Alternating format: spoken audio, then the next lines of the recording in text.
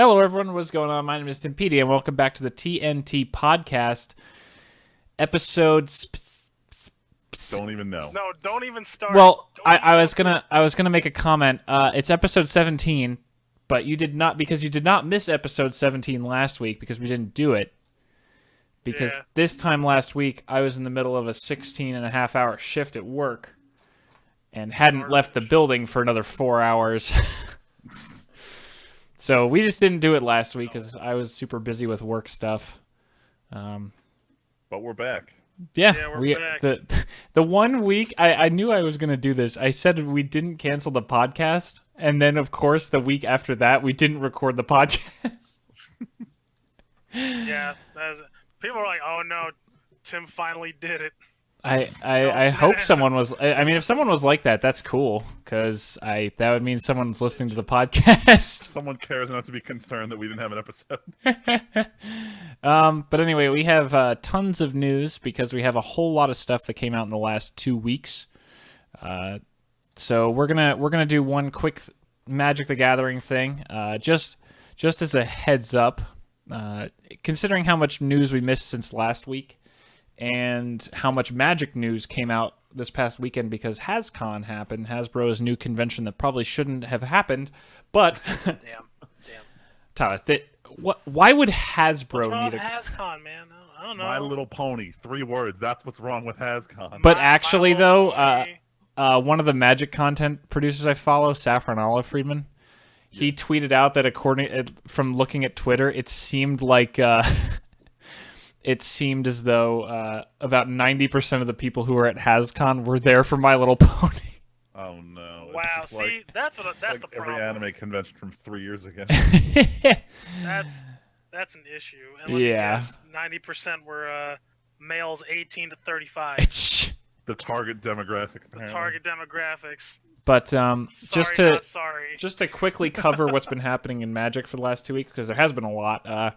Magic, Wizards finally showed off their next digital game, Magic the Gathering Arena, during a live stream this past weekend. Looks exactly like what people suspected, Hearthstone Magic. Apparently, it's different from the project that one MMO studio is working on. So there may still actually be a Magic MMO in the works, but Arena There look is. like the replacement for the Duels of the Planeswalker series. Yeah, wait, no. They've said before that Magic Digital Next means a umbrella of digital products. This is the Hearthstone card game Magic thing, but there's also the MMO. Yeah, there was a lot of speculation that Arena was the MMO. I'm just confirming that it's Oh, not. I gotcha. No, 'Cause they no. want that Hearthstone money. I mean, it's just sitting there, and Hearthstone Gwent money. I mean, they can only earn so much money when they're in 2017. Their only online offering that they didn't discontinue is PC only. Yeah, in 2017, that's a little behind. Yeah. Hey, man, that's- and even then, it doesn't run that great on PC either. It's a piece of shit. damn, wow. Other news. So Wizards did this really cool thing, Tyler. I think we might have mentioned it before, but Wizards announced this product, Iconic Masters, that's not coming out until November. But they announced that people who went to HasCon would be able to draft Iconic Masters for the first time ever without the set being spoiled whatsoever. So no one knew what was in the set, but it's So- all reprints, so it's cards we've seen before. Yeah, it's all reprints, but it was supposed to evoke the mystery of having open packs way back in like the 90s when you didn't know what was in the set and you just pulled cool cards. And the whole spoiler came out over the weekend, and Wizards, I think, actually posted the entire spoiler because they planned on this happening. But there's a lot of really cool cards. A lot of people are saying this is basically just a Modern Masters set with a few other cards thrown in. Modern Masters 2017 Part 2. Yeah, which isn't insane, but it's also not bad. It's definitely different from the Modern Masters we drafted those times. Yeah, definitely. But there's a lot of sick new art. I have been designing my Kess deck this week, and You know, you and your Mana Drain. Mana Drain's in there, $110 for the pre-order, but I probably going to get one of those Mana Drains someday. Oh, man. Dude, that art is It's so beautiful. so gorgeous. Tyler, have you seen this? Nope. I'm just going to send you this one. I'm just going to send you this artwork for the new I version can of. appreciate art. I know, that's why I'm sending it. Sending this hot stuff your way. Sending it, Between man. that and seeing Flusterstorm in the set, I was just so happy. Dude, Flusterstorm. It's like, what the hell? I was waiting for that card to get reprinted. I don't know. I don't think the full artwork of this card has been printed. So Tyler, I'm just gonna send it to you on Facebook as the card. If someone posted on Reddit or something, they might have. But Yeah, people posting a lot of the artwork as the artists have been making them available. Tyler, look at how fucking sexy that artwork is. What the hell? It's a vortex. Dude, that's really good. That's hot. When I stare into the abyss. Oh my. All right, fuck it. Whatever. Whatever, man. I'm gonna spend a lot of money on that card because it's fucking sick. Cool. Wait, hold on. I didn't even look at what it does. Counter target spell. Beginning of your next main phase. Add an amendment. And that's only 2? Yeah, it's better than regular. It's It's pretty much the best or second best counter spell ever printed ever, and you can't play it in any format outside of like Commander and Vintage. It's too good. It really is. Literally, actually, too good. I have it in my Commander deck the custom Commander deck, but a real copy. Okay, Tyler, that card is pre-ordering for $110. Goodness. Because Tyler's deck. because the only printing that ever happened before, besides a Judge promo, is from the 90s, and those still cost $175. Jeez, that's a lot of money. It's an expensive card. That's It's an expensive hobby. It's a lot of, Yeah, that's true too. yeah, man. And I thought my hobbies were. But it's okay because when me and Freeman record our Magic podcast, I'm also going to show him the Kess deck, and he's going to be annoyed with me. I'm gonna like shit my pants and scream at Tim's wallet. Be like, get the fuck out of here! Your wallet's probably screaming at you right now. Oh, dude, I haven't ordered. I'm not ordering anything. See, the nice thing, Freeman, I found an Ixalan. Well, that's not coming out till November, and Ixalan's not out yet, and I need one of the Ixalan cards at least. There's a lot of pretty cool cards in Ixalan. We'll talk about it. Speaking of which- No. Yeah. So the last bit of Magic news is we are almost done with the spoiler season for Ixalan, which, as we talked about 2 weeks ago, Wizards really masterfully turned the corner on when they spoiled those cards that had been leaked, and really continuing to impress. This has been a really solid spoiler season. I'm not sure if it's with the rate they're distributing or the fact that they figured out what was wrong with Magic and started making actually interesting commons and uncommons. Yeah. But despite the lack of rares in the spoiler season, this has been generally a pretty interesting spoiler season to look through. Yeah, usually the spoiler season is focused on like the mythics and rares, but since over half of them, I think, were spoiled on that sheet, they've been doing a lot of uncommons and even some commons that are interesting. And there's like nothing. There's always some cards that are kind of like, that's pretty shitty. But overall, a lot of the cards at least look interesting, have interesting mechanics and things like that. All the uncommons I've seen are really cool. Yeah. And that's where it matters. Uncommons where Wizards can put like the cool cards that don't break drafts but are still like fun to play with. And a lot of these are constructed playable. I'm pretty excited to go to the Ixalan pre-release. It looks like it's going to be a good set. Freeman, you could drive out here and go to the Ixalan pre-release at our store. Yeah, I know. You and Luigi could take a day off from work and come go to the pre-release. No. And then we could go play Commander the day after. A weekend full of Magic. Dude, that was the whole Gathering. fucking point. Yeah, right? But okay, never mind. We'll talk about it later. I don't play that. I'll drag Freeman and Luigi out here later. I'll make it happen. But Freeman wanted to talk about the mountains of shit that came out from. You said this happened today, right? This happened This like affects not me. even 2 hours ago. Yeah, it's super fresh It's news. fresh news from the Nintendo Direct that they had today. Yo. They only confirmed what's happening 2 days ago, which is a shocker. But the thing is that some of these games, right, like in the Nintendo Direct thing, they're announcing all these, like some of these re-releases, right, that I'm looking at. And I saw some of these earlier. I'm like, how are they releasing this on Switch? What? Like, how are they actually fucking physically Doom? doing Like it? Doom's on there. Yeah, What? Right, all right, so I'll No get through this real way. quick. I'll get through There's this real no quick. way. The new Doom? The point of Nintendo Direct, they wanted to spend 15 minutes showing off Mario Odyssey and giving a release date, but prior to that, they announced a new game every 7 minutes. So I'll run through a couple of ones real quick. They announced Fire Emblem Warriors, which they had previously announced, but they showed off here. Rocket League, Skyrim, Doom, and I think there was like one other Bethesda game that got announced. The point is, they're all coming to Switch, which is very weird because it doesn't seem like it's strong enough to compete with. I mean, it could definitely run everything you just Doom. named except maybe Doom seems difficult. That was the thing that looked weird. That's the outlier for me out of that list. Because Like- Skyrim is so fucking ancient, and that engine is so old, like, anything in the Actually, though. world could run fucking Skyrim. Yeah. Also, I who just gives a wanna know- shit about Skyrim anymore? God. Damn! Wow. You know what, Tim? Put Damn. your salt aside for a second. No. This is genuinely not me being salty, really. It's more like, that game came out so many years ago. People still love it, dude. Look, I get that they do, but People are it milking this seems... shit. You know how many times Skyrim got re-released? Yeah, too many. But it's... Almost as many as Resident Evil 4. But it seems to me like if Bethesda wanted to, they could just re-release other things and use... Like, you're not using the hype from Skyrim for anything. You're just re-releasing it over and over and over and over and over again. So this is Nintendo's award-winning strategy. When the Wii U got announced, they wouldn't shut up about how Mass Effect 1 was going to come out on it, except for the fact that Mass Effect 3 was coming out in a few months, so no one gave a shit. And it's the same kind of thing with showing off this very popular game that's not actually really new, but they want to say, hey, look, we have real games. It's like one of those games that you joke about where it's just, this is the checkbox to be a real console. Can I play Skyrim on it? Sure. It was like if you used to be able to run original Doom on Exactly. electronics, it was good. Dude, every now and then I see it. it. No, sorry, go ahead, trying Tyler. to run new Doom, right? Which is way harder than old Doom. Yeah. Dude, man, if you go into the system requirements, right, for Doom on if you get it through Steam, it says right there, minimum requirements GTX 970.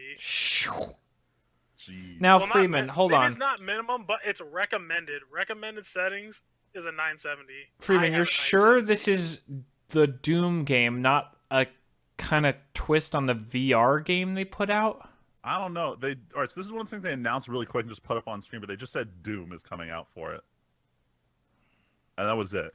I wonder, did they show a screenshot or anything? They showed a screenshot of the title. Damn, that's it. Genuine question. Genuinely, I wonder if they meant original Doom. Probably not. That would be no stupid. way. It would be.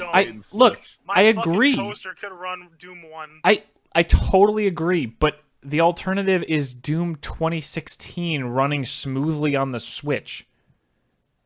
It won't. Anyway, keep going, Freeman. Yeah, they just said Doom. There's too much other shit. All right, yeah. Project so moving on. Octopath. This one, I was like, they showed off this one. Doesn't have a real name. It's called Project Octopath Traveler. Oh my god, I thought it was an Octodad sequel. Oh, wait, Jesus. shit, no, Oh, I skipped no, over. Hold on, wait. stop. Oh, before I talk about Octodad, real quick, they announced a MOBA for Nintendo Switch called Arena of Valor. No one cares. No one cares, but at the No same one time, gives a I'm shit. curious how it's gonna play. Dude, they might as well release fucking Mobile Legends on Switch. Hell Jesus. yeah! All right. So they showed off Project Octopath Traveler, which is Square Enix's new RPG for Switch, and I want to say it's by the same team that did Bravely Default, which I really loved. It was a good throwback to older RPGs. But the big thing, this one, it's like 16-bit style. It's got like pixel art on 3D rendered space, so it looks pretty cool. But the main selling point is that there are 8 different protagonists that all have 8 different kind of playstyles or abilities, but all 8 of them are viewing the same story from a different perspective. So I think it's one of those games that kind of really pushes you to play it through from different characters. So play it 8 times. So that Kingdom Hearts Birth by Sleep kind of type. shit. Yeah. Not gonna lie, I love Birth by Sleep. So I don't know. I'm definitely probably gonna pick it. I'm for this. It looks cool. Yeah. I like the art style. Like, I'm a fan of the 16-bit shit. And Square Enix doesn't, Their mobile RPG, not mobile like mobile phones, like mobile 3DS RPGs have been pretty spot on lately. So I'm excited. Wait, is this coming for the 3DS? It's coming out for Switch. Oh, okay. But Switch is in that weird in between place.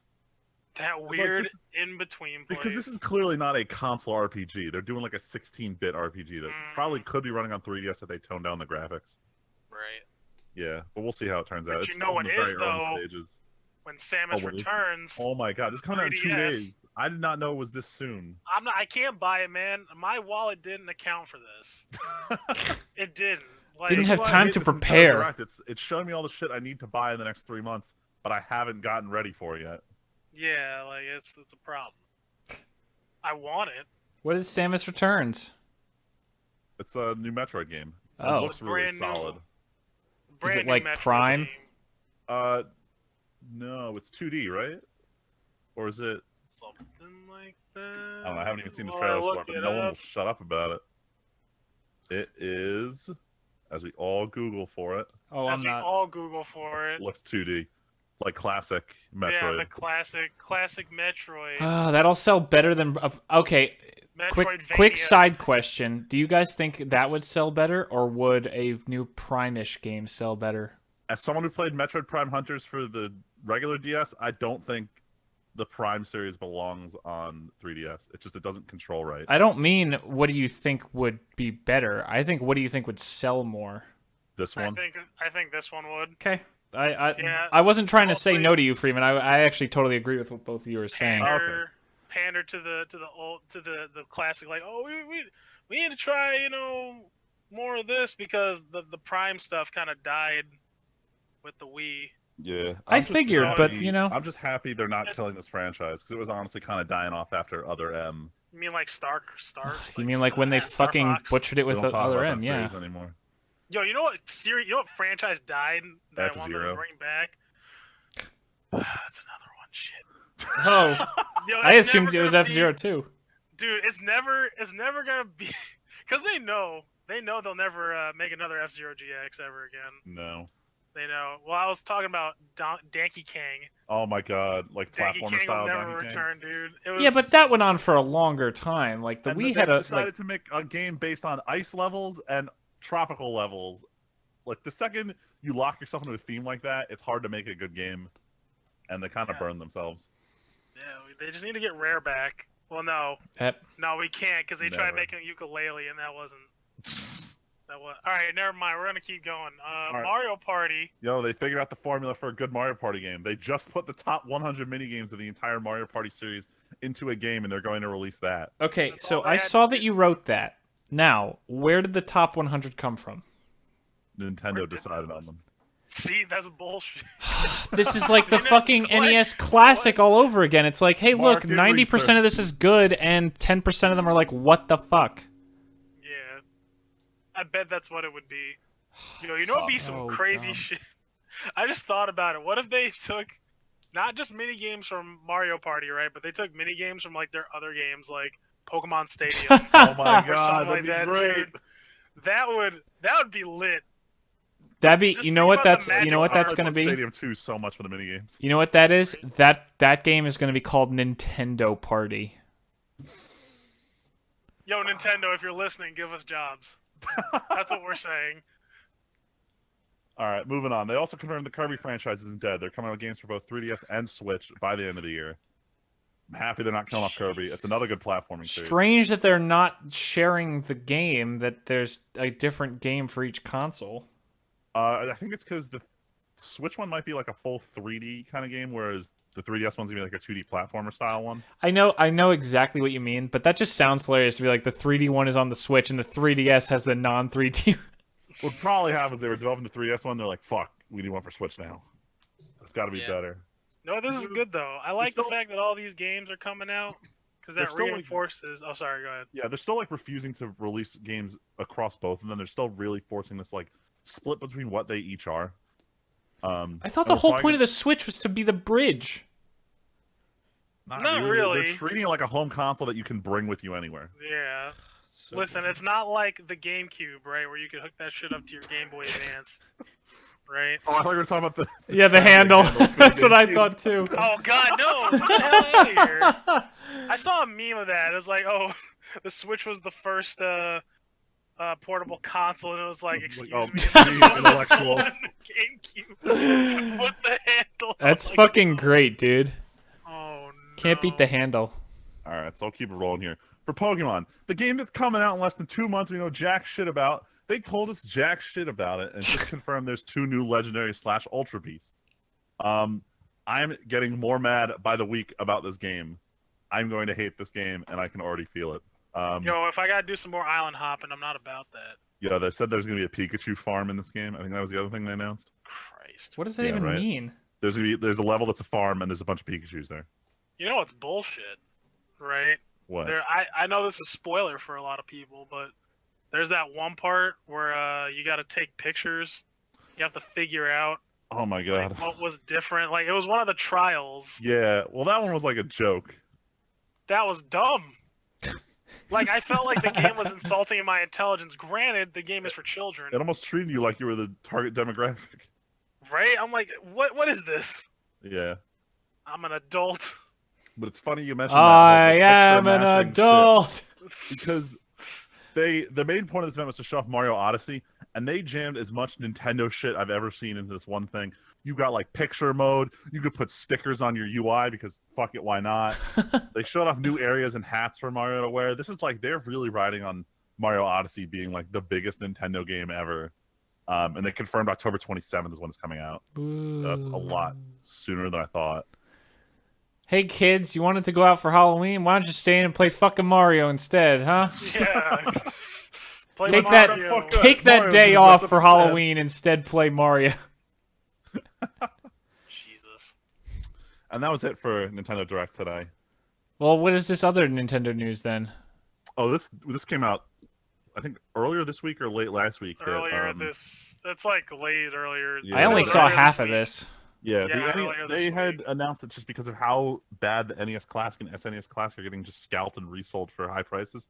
They are going to continue production of the SNES Classic and put the NES Classic back into production into 2018 to produce more to meet the demand that they're seeing.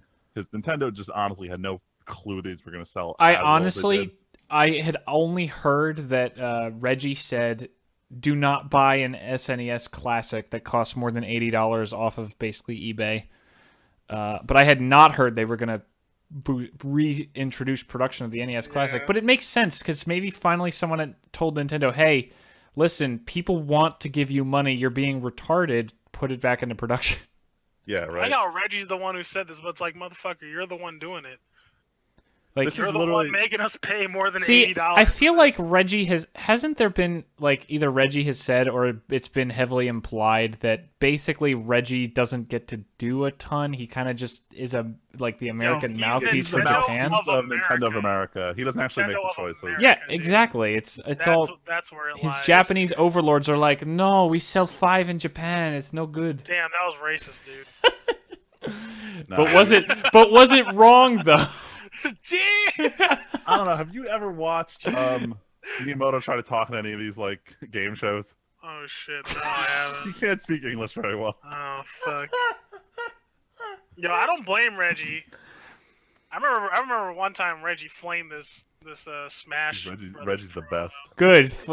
Smash players are the worst people on the planet. Damn, did you hear that though? Because like I think there was one dude, right? He won a chance to like face Reggie on stage. Oh like, God. Yeah, and then he like dumpstered Reggie, and then Reggie's like, "What do? You sit and play Smash for 8 hours a day. I run a company." I was like, Jesus Christ. Yeah, Reggie's the king. Yo, if Reggie's Reggie the king. turned to him and said that on stage, it would be like some of that you're already He dead shit. He did say it on stage. He did. I gotta find the video and show you guys. It was savage. Someone needs to edit no. that to have that. What's the line, Freeman? Oh my Ome wamo, shinderu, Nani? nani. I almost because I kept seeing clips of that from Friedman, YouTube was like, "Hey, watch a compilation of all the times he says that in North Star." Ome wamo, shinderu, nani. Nani? I almost sent it to you guys, but I'm like, they've probably already fucking watched this shit. Oh my god. Fucking Fist of the North Star. Just the thought of someone should go back and watch it photoshopping now. Reggie so that or like editing the videos so that Reggie turns to the guy and says that, and then the guy's head just explodes. Like, that'd be fucking great. It was 2 years ago when they announced that you could play as your Mii in Smash Bros. They had this video of it was Satoru Iwata and Reggie like punching each other Oh, anime yeah. style and fucking leaping through the air, and someone put just JoJo's Bizarre Adventure music over it. And it's the best video. I love this. I'm gonna send it to you guys later. Oh Oh god. Ugh. Okami's getting another remaster though. Yo, Okami's getting another remaster. I'm actually excited for this one because this will be Yo. the first time it's actually in real HD. No. No, Oh, was they was did the it PS3 already. one? Yeah. Fuck it. It's getting released again for PS4, Xbox One, and notably for PC this time, which is actually really cool. I don't And think not it got released. Switch. But more importantly, it's not released for Switch, which is bullshit. Because the first time they re-released Okami was on Wii, because they said, you know what? The drawing mechanism fits with what the controller can do. And I don't understand why for a drawing game, you didn't put it on a console with a touchscreen that you can actually draw on. It seems foolish. It's Yo, that was back dumb. during PS2. Which one? Which one, Freeman? What? Which one they could have put it on? Well, they released it on Wii because they said this drawing mechanism really fits with the way the Wiimote Yeah, because works. the Wii U sucked, man. I don't know. Ooh. No, the regular Wii. I know, Oof. I know. They put, but the Wii U, the drawing console that you are describing, did not do well. Look, we don't talk about that console in here. Oh, snap. We Damn. talk about what's happening right now, and today was Nintendo Switch Day. We live in the now. Nintendo Switch. And Okami did not deliver. Yo, confirming my purchase though was a good purchase. Thank God I was. Oh, for the Switch? Yeah. Dude, I don't want to pay over MSRP. I'm following Reggie's advice. Actually, I think some places got a stock. I mean, if you want Now I gotta go looking. at MSRP. Now I gotta go looking. Yeah, you gotta go look, man. All right. Harmon Quest. Oh yeah, you got you. Who sent this today? Tyler, you did, right? Freeman No, did. I put this Oh, one. Freeman I was did. on Reddit, and on the front page, someone had posted. It's called my favorite clip from Harmon Quest, and it was the one of the Dragon Lizard dude and Dan Harmon like jerking each other off. Oh God. And Oh, the top comment was season 2's on Friday. Check it out on VRV, which I guess they moved over from CISO to VRV. so The point is- you know why? CISO is in the tank. They're basically dead. I figured really? all the content that used to be on them got put into the VRV like collaboration channel. Whatever the fuck they are. Yeah, it's in there with like Geek and Sundry, Crunchyroll, and Funimation joined in. I think there's some other channel. I still haven't looked into it, but I think you get a VRV subscription if you own a Crunchyroll subscription, so I may already have access to Harmon Quest Season 2 on Friday. Nice. So we'll find that one out. But yeah, if you haven't seen Harmon Quest 1, go check it out. It's just It's pretty funny. D&D related. If you like Rick and Morty, Dan I've- Harmon's one of the co-creators. I feel like we've talked about the show early on because we all watched the show together. But Harmon Quest Season 1 was really, really funny. Yeah. It's also I was- completely free to watch, regardless of whether you have a paid VRV account. Yeah, So it you is watch it currently completely free on VRV. It's not a long show. Each episode's what, an hour or even a half hour?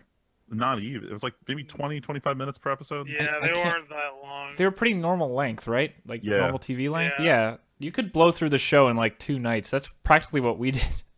I think it's like maybe like Let's almost 3 quest. hours to watch the whole thing. It's really not that long. Oh yeah, great for let's binging, too. quest.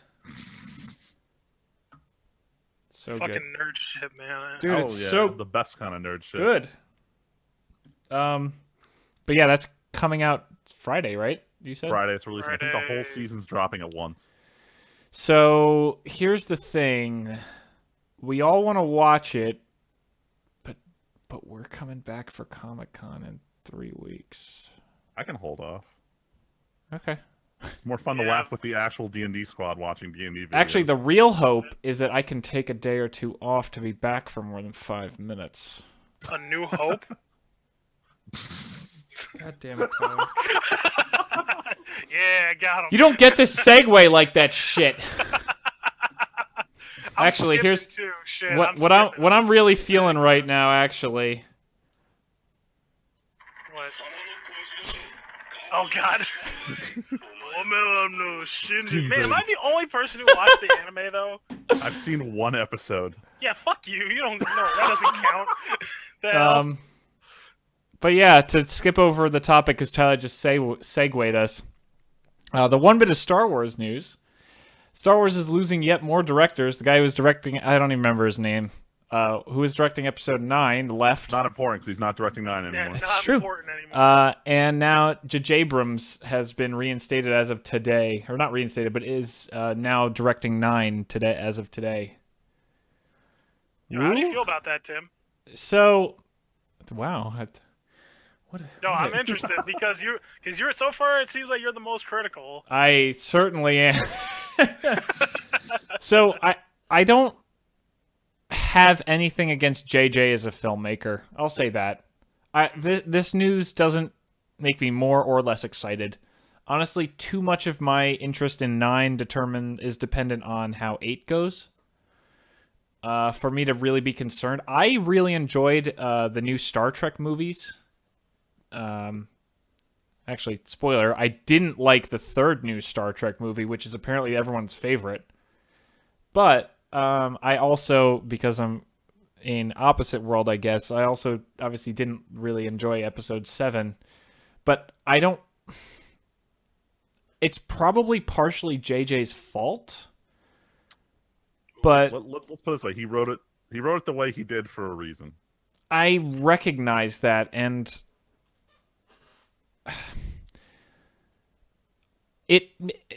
I'll say it. His other movies that he's done balances out the fact that I don't know / am worried about how much involvement he had in coming up with the story of 7. I'm pretty sure it was a lot. But if nothing else, as much as I disagree with a lot of his decisions, I fully believe that he cares a lot about Star Wars.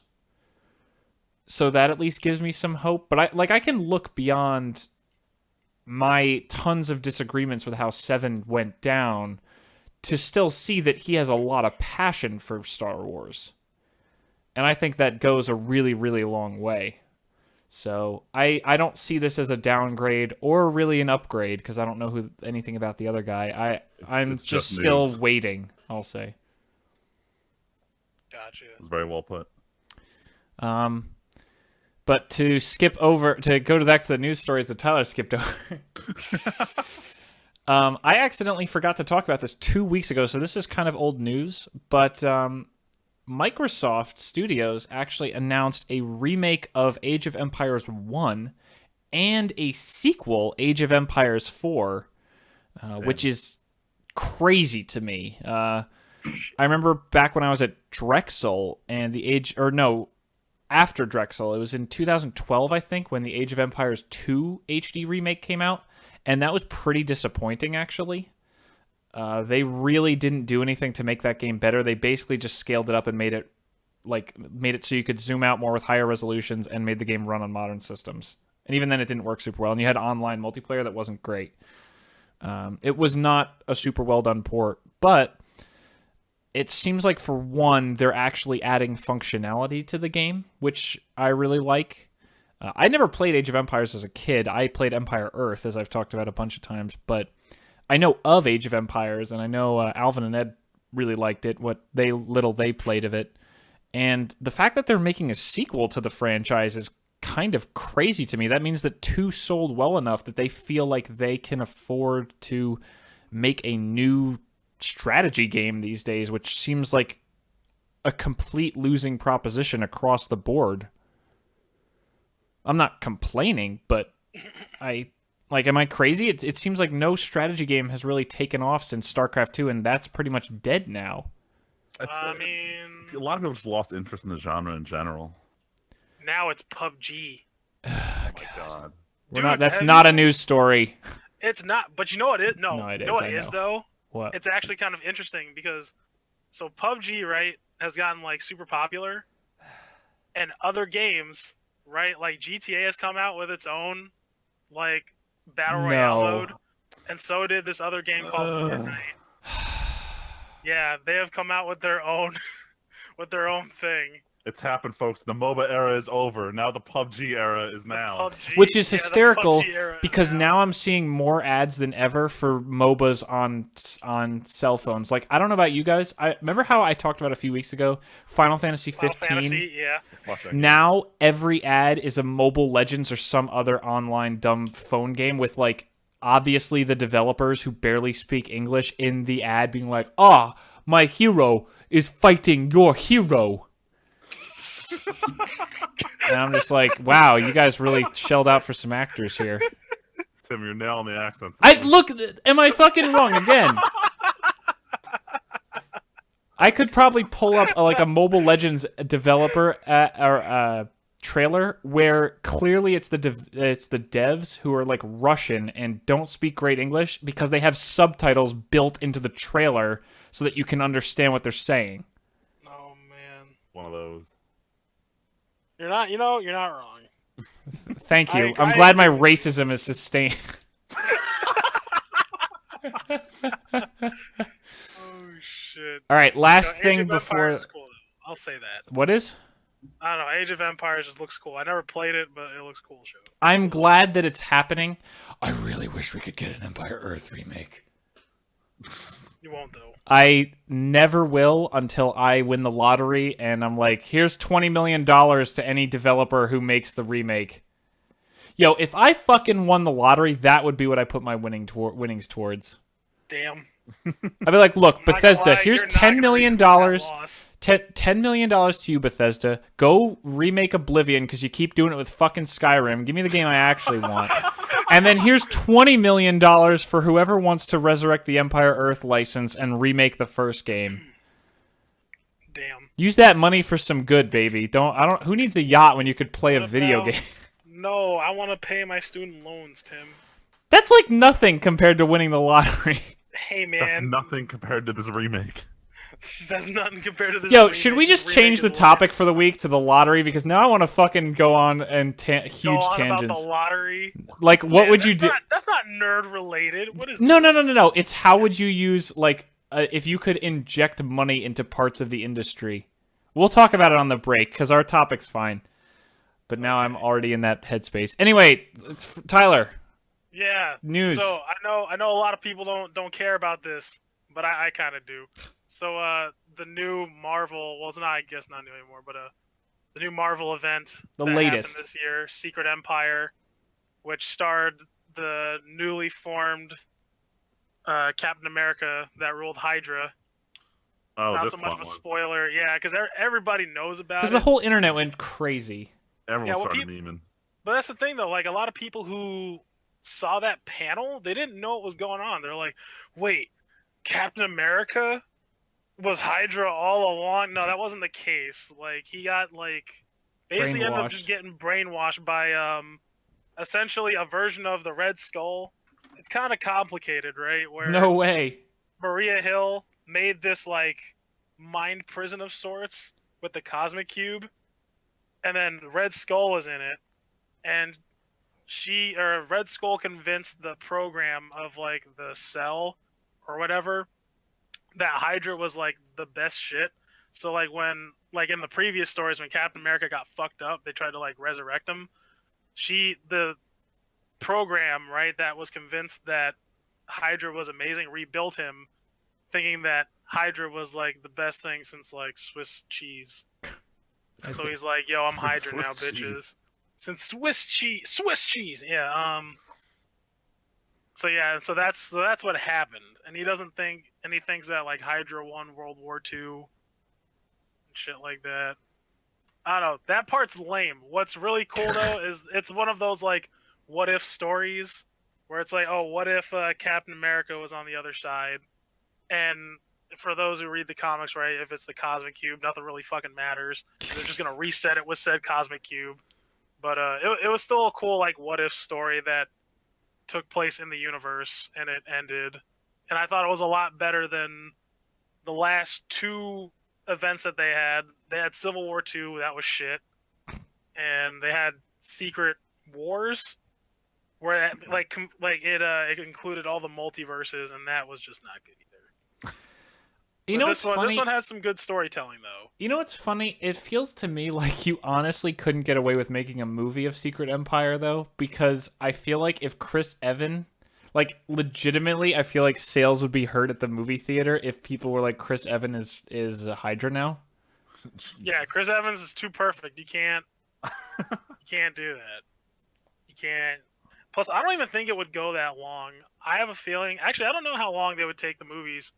I just got done reading Infinity Gauntlet, and after I read the main plot of Infinity Gauntlet, I'm like, man, I really don't know where they would take this. I mean, they kind of already covered Infinity War What you Or mean, like not Infinity War, where the movies would Civil go after War? they finish that plot line? Yeah, I mean, well, they did cover Civil War. Civil War took place after Infinity Gauntlet. Infinity Gauntlet was around like the 90s, Yeah. right? So like I don't know. They could go into like Secret Wars. I mean, it but seems with like they're Secret basically Wars, taking plot lines they care about from the comics and kind of splicing their own new universe together. yeah, Pretty which much. is a lot better. Even though Civil War was good, like the original Civil War is good. I don't see them doing a Civil War 2 or Secret Empire because with Secret Empire, or not Empire Wars, they would have to have a multiverse, which I guess technically they sort of have, but not like that though. It's going to be weird once Infinity War is out. Yeah, I don't know what they plan on doing. I'm kind of interested if they're going to continue it because I know some. I mean, people don't okay, wanna you say you're like kind of Chris Evans interested. doesn't We're all wanna going to go stay. see the movie. Yeah, Like, Obviously. after Infinity War. yeah. I forget what. Wait, what is? I don't remember. I should be the guy. Who I don't knows, believe but- they know what they've said what's after Infinity What's War. Infinity War Part 1 and Part 2? Yeah, I think that's all after- they announced. Yeah, that's it. Now I got to No. check. I'm pretty sure, though, they haven't announced. I want them to include how Thanos got the fucking stones in the first place, because that was awesome. I'm sure they will. I mean, it's not even. Oh, It's, is they like fully detailed in the comics? Yeah, in the comics, well, like first it started off where the Infinity Stones were like owned by these different entities throughout the multiverse. okay, guess what? Yeah, I'm a fucking idiot. Wait. Okay, so Infinity War, because it's no longer Part 1 and Part 2. Infinity War is May of next year. Jeez, oh shit, it's that that's right. close. Yeah, Yeah, that's right. in a few months we have Thor Ragnarok in November. Then in February we have Black Panther. May is Avengers Infinity War. July is Ant-Man and the Wasp. March of 2019 is Captain Marvel. And then I believe the second Marvel. Avengers Marvel? film about Infinity War is May 2019.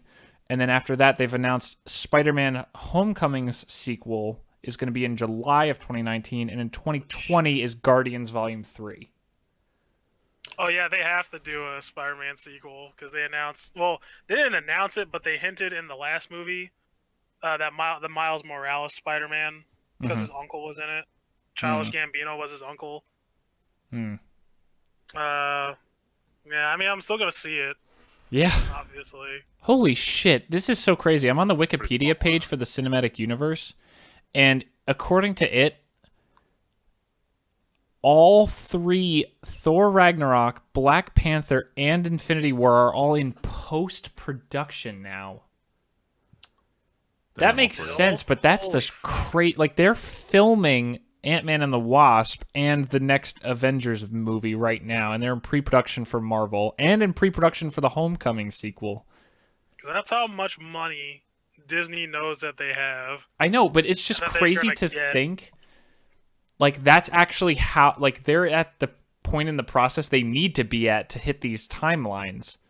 Right. Like, post-production for Infinity War makes sense, because the movie's coming out in, what, 8 months? Yeah, Yeah. that's like a pretty normal timeline. That actually totally makes sense, but it's crazy to think that we still have to see Thor Ragnarok and Black Panther first. Yeah, I But the imagine. movies leading I up to feel, it aren't even out yet. Yeah. You know, I won't lie though. My heart goes out to all the people working in post right now for those movies. They're probably Why? not sleeping because they're not sleeping. Yeah, but they're making... I feel bad, man. I do too, but You should unlike... understand. No. Tim. I was just about to say, I work doing a shitty contract job that it's my job, and I was stuck there for 16 hours last week doing frustrating work. I am sure that this is frustrating, but you're also, like, the guys doing post, this is not something like what I'm working on. These guys are working on arguably the most popular movie, certainly cinematic universe, in the entire world. Yeah, I guess like I don't know. I've met like people like who've worked on large projects like that before, and most of the times like they're just like, yeah, it's cool for like 2 months. No, and I'm then you sure it's find out. incredibly stressful and difficult to do. I'm not saying that, but in a Yeah. more artistic field like that, I also have to imagine passion plays a bigger role. Yeah. Like, as much work as it is, you get to see that shit on the big screen. Like, I'm working on stuff for an airplane that has almost discontinued use. Like, what passion drives me at work? Oh, yeah, right. Hell, Friedman gets to, like, write new, is on the forefront of UPS's, Yo, I'm on the bleeding edge of technology at UPS. Bleeding edge. Yo, I that's the hate first time that I've term heard so much. but, like, They actually, use that though. at UPS. Yeah. The bleeding edge. Holy shit. It's edgier than the cutting edge. It's the bleeding edge. Is but yeah, fucking dude, Reaper your fucking regional Oh, my manager? God. Yo, I'm part of the Death Blossom group. Oh, Die. But yeah, there is a certain degree of passion that motivates people to put out work like that. It is definitely like. plus, they have to be Even if it's paid hard, well. Like, it's Marvel's Disney. paying Yeah. for the best of the best. You're right. Like, no Still gonna feel bad. no crappy CGI people are working on these movies. They're getting full-on orchestras for every piece of music possible. Anyway. That high quality. Let's we've been going for 45. Let's move on to You guys are talking about a lot of Western movies. Let's move over to the East for a little bit Oh God. for some weeb shit. Weird All right, shit. this is probably the last week we're going to talk about this, but the Aria, the animation crowdfunding this project, shit. funded all of their stretch goals, and now they're funding no way. all of season 1, season 2 part 1, season 2 part 2, and season 3 with special commentary and the bonus feature and all the other bullshit all tacked on. They raised 3 times as much as they set out to raise. And I Wait, ended up they buying hit it at the end. 595,000? What? Hell yeah, people love this show. So Dude, I bought it at the end. Just No, to no, get- no. just to see season 3 made. I totally believe you, but I remember they were in like the 200s or maybe 300s when we last looked. So what happened was right after they hit the mark they needed for season 2 part 2, and they said, hey, you know what, we'll do season 3 and the OVAs, which means the entirety of this show, the whole series, will be released on Blu-ray in the US. Everyone was like, oh shit, now I need to get it because it's literally the complete series. So a lot of people like me who had been holding off finally all bought in at once. And Apparently, a ton of us were like, jeez. we want to see the complete Damn. series. Dude, because I remember, I specifically remember making the comment, like, oh, they're only kind of making it into season 2, like, there's no possible way they'll make season 3. And Yeah, looking I at the didn't think what stretch happened. goals amounts, that was like $250,000, $300,000, and then I'm looking at the Kickstarter, and the final tally is $595,676. Part of the reason they're getting so much after meeting the goal is that part of the deal of being this crowdfunded project is that if you bought into the Kickstarter, you will have access to the Blu-rays for a while, and they won't be released into the general public for a good amount of time after that, or at least until they meet all of their funders. So if you wanted the Blu-ray in a reasonable amount of time, you had to at least do the minimum amount, and then you can buy in for more later if you want the rest of the parts. But because of that, a lot of people are like, oh shit, I need to buy in now. So that's why it's just been spiking. Gotcha. But since we're still on the topic of Kickstarters, a new one opened earlier this week. Yeah, what the fuck is this? Fist of the North Star has What? a Kickstarter to release all of the manga, multilingual edition. And I first read through, I'm like, oh, it's an ebook, so they just want to like distribute PDFs or something. No, this is better. They want to release the entire series on what amounts to a specialized version of the Kindle paperback, which is the Kindle that uses e-ink to kind of look like it's physically printed on paper. Whoa. But it's a higher resolution version of that because they want you to be able to see every detail that was drawn into the manga. So they want to make this dedicated device just for that book series. The device is used for other ones, but it's one of those, like, Wow. they say this device and it only has one thing installed on it, and it's Fist of the North Star. Yo, this is the future of books, dude. Actually, though, Jesus this looks Christ. really cool. I couldn't read Yo, most how of the much is Kickstarter because it? it's in Japanese. Tyler, Yeah, it's I'll send you the something link like on this. Facebook. No, I have it. I have it up. I'm looking at it. Keep in mind, it's about 100 yen is about $1. Because all the prices are in yen on this. Yeah. Japan oriented. That doesn't look insane. So one ebook. Wow, going from $3 to Value $250. All right, wait. Time to do a USD to or yen to USD. 25,000 is roughly $250. See, I can't afford that. See, you can and you will. See, you can't. I mean, I did. So I know it's gonna sound strange, but I finally got my tax return back. No, nice. Oh, congratulations. Yeah. So I mean, I could get this. So this is also funny how the Kickstarter breaks it down into there's a US reward and a Japan reward for each tier. Yep. And the US only gets 100 of these things, and Japan gets 250 of these things. Yo, man, I want this. This is really cool. I This is really actually want really this. cool. Yo, I want to put this on there, and I want to put fucking Berserk on there. Oh man, that'd be awesome. Hell yeah. You know, when Berserk finishes. I don't think you can. No, you can't. You can't. Like, it was just explained. Oh, okay. No, like It you was would want just another made. one specifically for Berserk. Yeah. But honestly, like, I would actually, if they were a reasonable price, I would rebuy a lot of my books if there was one device of just those books. Like, I love my Kindle, and I don't think I would. But if I didn't have a Kindle yet, and I was like, oh, I want to read, like, the fact that this whole manga is on here, that's really cool. I feel like a series like this works well doing something like this. It does, Yeah. especially like the long-running ones. So if you were to buy them in physical paperback copies, you'd fill up an entire like wall with this stuff. Yo, when you guys come and visit, because even if like Streamin' and Luigi don't come next weekend or whenever the pre-release is, like, fucking when you guys finally come out here, you'll see I have so many books still stacked up everywhere. Oh man. Oh man, it Shit, looks I want so. this now. I'm watching the GIF of this, and it is so. That looks like just crisper than the paper. Right? It looks crazy. I mean, this doesn't look thousands of times better than the Kindle, but this does look like the same technology, and that tech is really Right. good. Now, the real Well, we already question know, is this backlit? I feel like it has to be. I don't know. You can't really tell. It also has Japanese. AAA batteries shoved into it. I like how they have the paper around it to make you think like it's a real book. Yeah, it looks like it's a book. The cover? It actually does. This thing's dope. World's best, same resolution, fastest, high screen. Okay, the screen doesn't switch that fast. Yo, I'm not gonna lie, it fucked me up though, because when You When can I- live switch between Japanese and English. well, no, it wasn't that. Well, that's really cool, right? That's actually Yeah. really cool. But like when it changes it, right? It does like the black for a second. I was like, wait a second, don't tell me that these panels are animated, because like in the anime, right? When he does this like Ome wa mo shit, like, and they like go, it makes that color, and then they explode.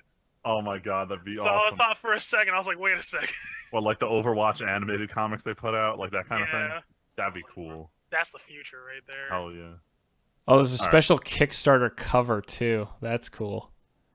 So, well, it's but already backed, so see, here's the thing though. I'm actually not seeing anywhere that says that this is backlit, and that's actually think it is. disconcerting because it's such.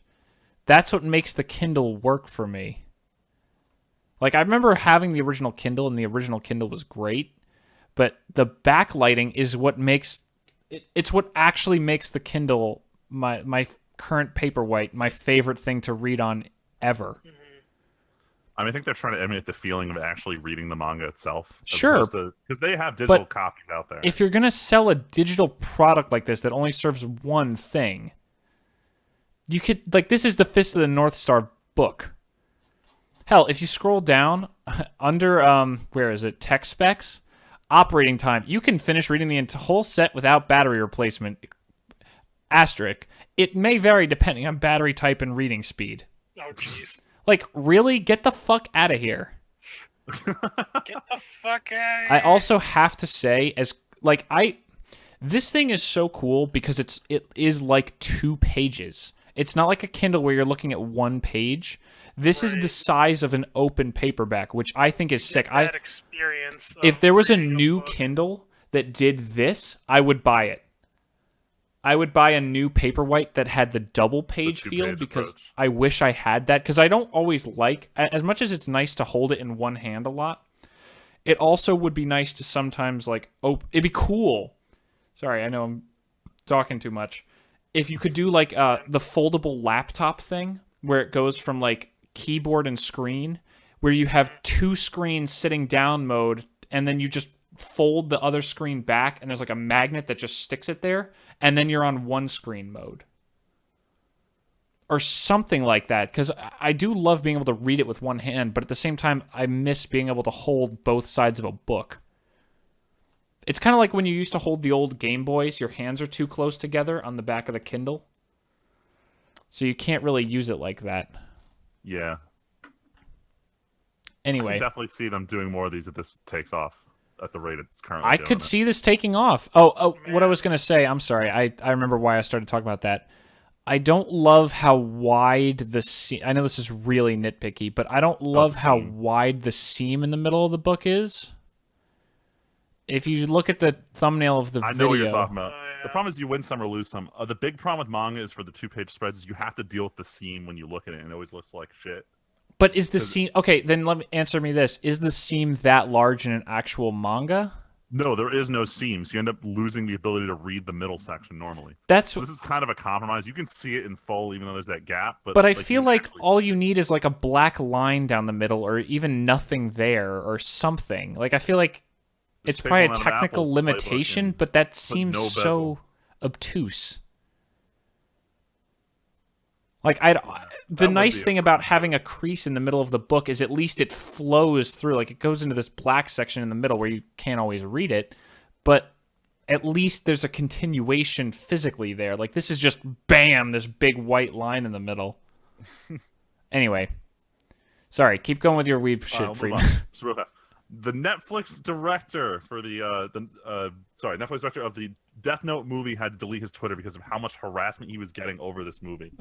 Damn. This is hilarious. You make a shitty movie, you get shitty feedback. That's the way it is, and directors just don't get it. Damn. I don't know in what world they thought this was a good movie that people wanted to watch, but apparently the director didn't think so. So he deleted his Twitter because he can't believe how angry people are about this movie. Which, honestly, I think is kind of justified. But, don't delete your Twitter. Deal with this shit. Man. I can understand that, but I also am not... Considering the internet, I fully believe this guy probably got death threats and shit over this. Oh, you think so? Yo, man, if the dude from Evangelion did, this guy did.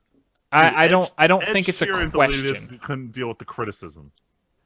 Yeah, and he was only in one episode of Game of Thrones for 5 minutes. Yeah, right? But I'm saying, I don't know if it's just the level of threats people are getting now because of the anonymous nature of internet and Twitter in general, but it seems like this is happening a lot more where people give negative feedback and people are just like, fuck it, I'm deleting my Twitter. I can't deal because with people are growing up with the anonymity of the internet and don't feel the consequences. Like, people of our generation still are at the point where we're like, I don't know, I don't really want to just be an asshole on the internet. Like, for us, it was a novelty when the internet first started becoming a thing for us, but teenagers growing up now have spent their whole lives on the internet. They don't know what it was like to not have the internet at their fingertips all the time. Those youngins don't So they're know. just used to having an online persona where they're probably just an asshole. Or they're talking shit. Or they just shitpost all the time. Oh, wait, that's me. Oh, wait, that's me. But they do it better because it's literally how they were raised. They were raised to be shitlords. That's the good old days where I had to handwrite my death threats to these bad directors. So, that said, one of my favorite animes in the last 2 years, RE0, they announced that it's getting an OVA episode. So it's taking place in the middle of, I think, the second arc that happened. If you haven't seen RE0, I highly recommend it. I told Luigi to watch it, and he watched the whole thing in a week because of how hooked he was. Did he mention that while we were home? Yes, he did. Okay.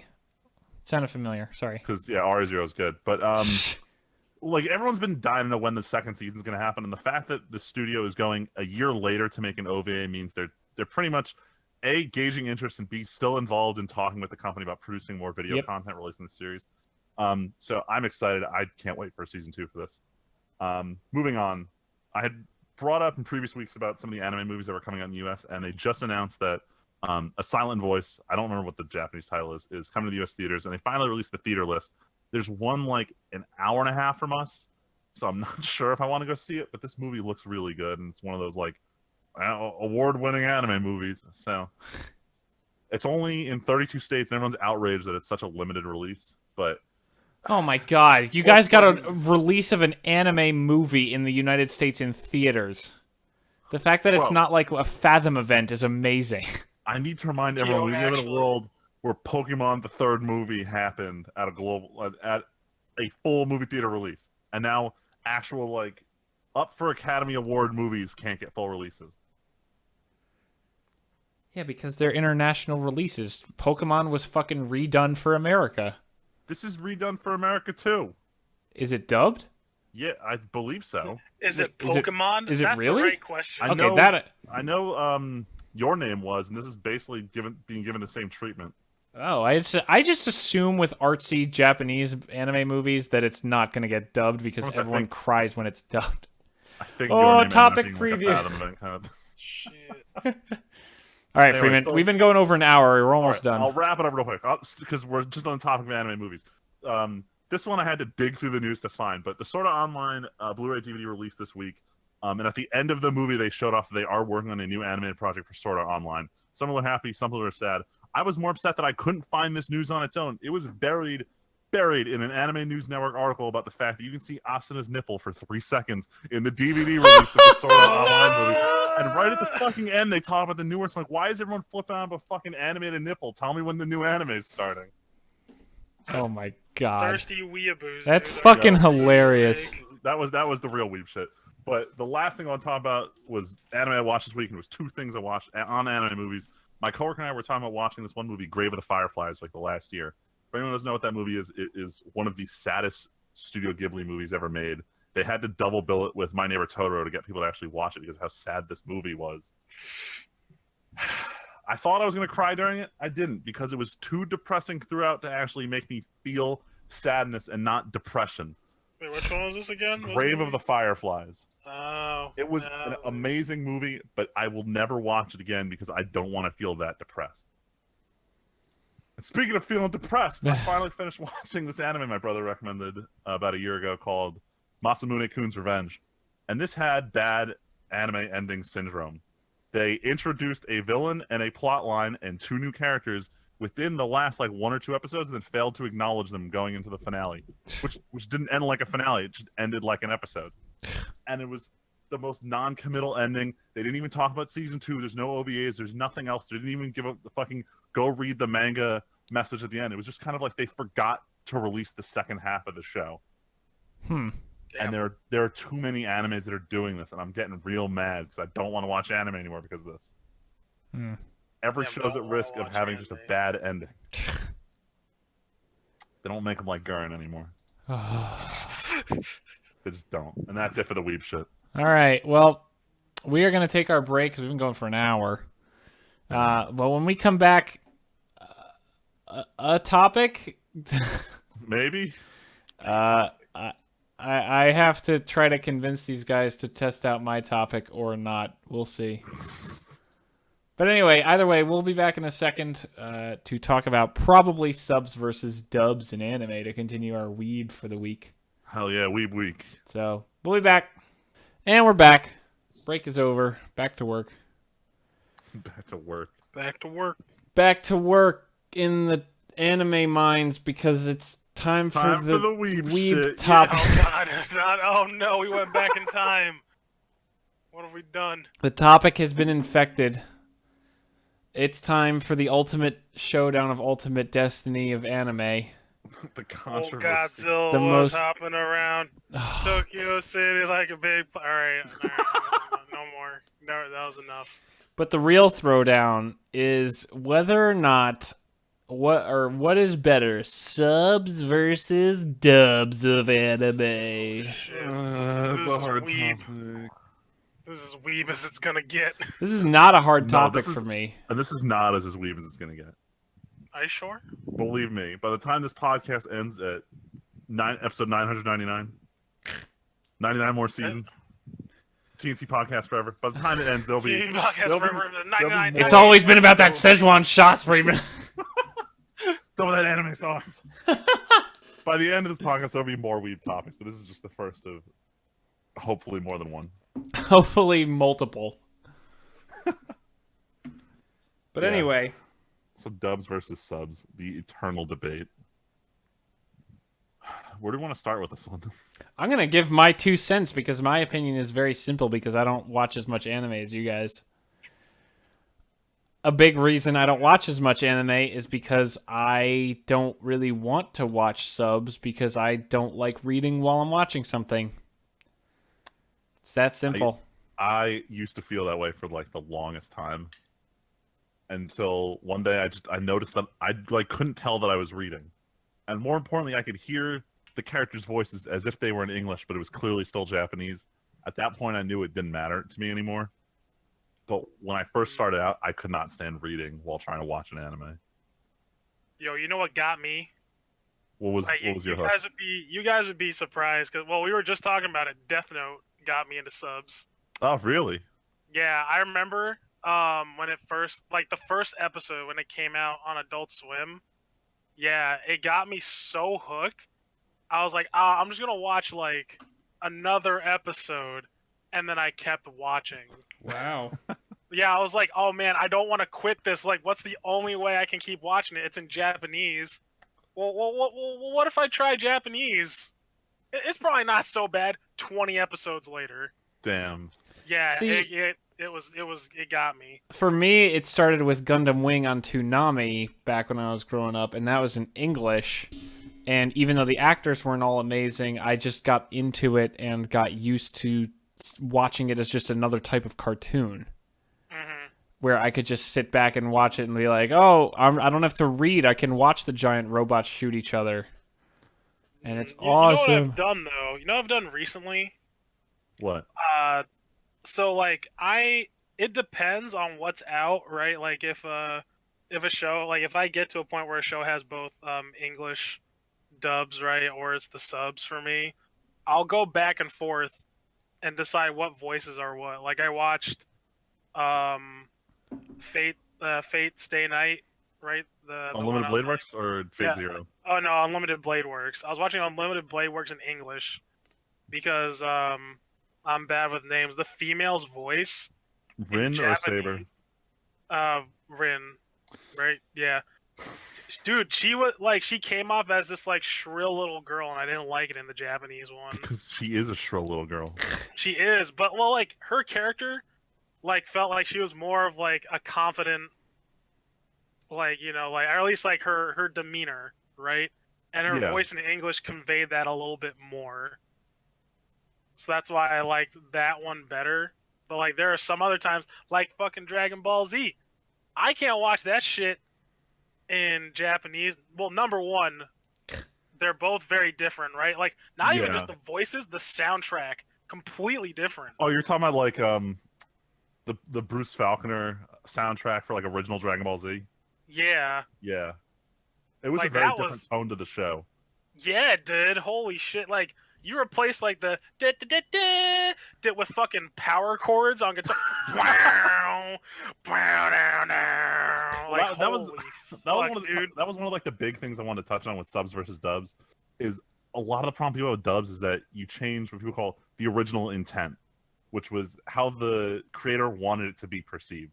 So with Dragon Ball Z, Funimation had full like rights to change it as they wanted. And they said, this shit is way too cheesy and campy for the US. We gotta add like power chords and hell yeah, the fucking Undertaker theme everywhere to every episode of DBZ to make it cool. And I'm not gonna lie, going back and watching Z with the original soundtrack, I like the Bruce Faulkner soundtrack songs. I don't personally like to do with the sound mixing because one thing, and I hate that I'm going to tell this to everyone, the soundtrack never stops in the English version of Dragon Ball Z. There is always a song playing always. They will always transition to a song regardless of what's going on. They never give you the kind of silence you see in other shows. And once you notice it, it's real fucking annoying. Yeah. But the songs themselves change the tone so much, and I like that new tone. But on that same kind of end of the spectrum, you have what everyone calls the 4Kids problem, where you change a show so much that it doesn't resemble what it originally was. You get like One Piece, where no one smokes cigarettes anymore because they want to change that. It's a lollipop now. Or you got the problem that, like, how do you translate the word itadakimasu, which it's just a polite way to say, like, oh, thanks for the food, except it doesn't actually mean that. So sometimes you end up changing the message a little too hard. Sometimes you end up throwing too much shit in the that makes it too different. But on the pure, like, on a broad dub versus sub level, that's not so much an issue. It's more of a, how much creative control did the English team have? Localization's a bitch, man. Localization's actually really hard, but this is one of those things that ties deeply into dubs versus subs. Because one of the things people always talk about is that, like, oh, the dub was good because they didn't change much from the original, and that's generally regarded as, like, the positive thing you want to go for with these dubs is how close to the original intent can you stay. And that wanted me to bring me back to what you said about Rin in Fate Stay Night, is that when they wrote her character for the visual novel, which did have sound clips in it, they picked her as the actress specifically because she sounded the way the creator thought that character should sound. Oh. But the problem is, you heard it in dub and you said, I like the way this sounds because it's different. The question is it too different that it doesn't match what the creator was trying to convey? I don't know what the creator was trying to convey. Like, when it comes to the character, like, when I saw Rin, like, originally, like, yeah, her character to me felt, she was very confident in what she did. She may be naive, but, like, she had that swagger about her, right? Yeah. And that's what I got from her voice in the dubs, right? As opposed to, like, the original Japanese voice act, I didn't feel that. And it's not like I listened to it for, like, a minute, right? Like, I actually went back and forth quite a bit throughout, like, the show, like, depending on what I was doing, right? If I was doing something else in the background, I would throw on dub, listen to it for a little bit, right? So I didn't have to read, or, like, I'll throw on. I don't think I could ever do that. I get so used to the voices that I just can't swap once I've committed to one of them. It was weird, but, like, I really wanted to nail, like, what I was feeling, right? Like, which one vibed with me the most.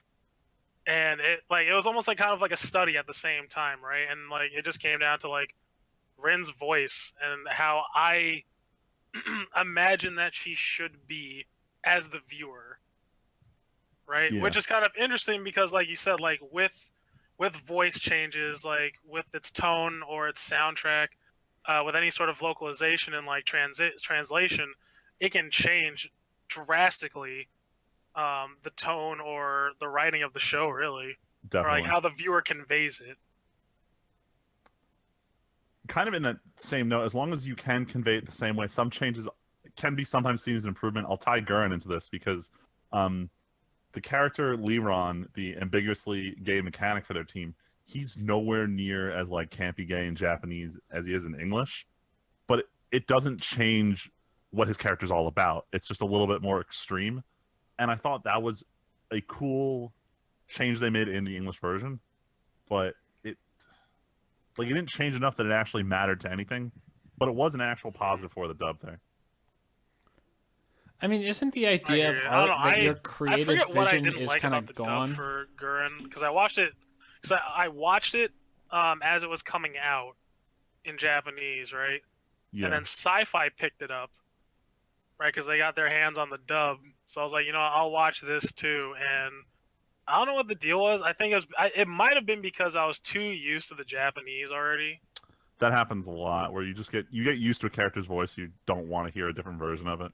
Yeah, like, it was.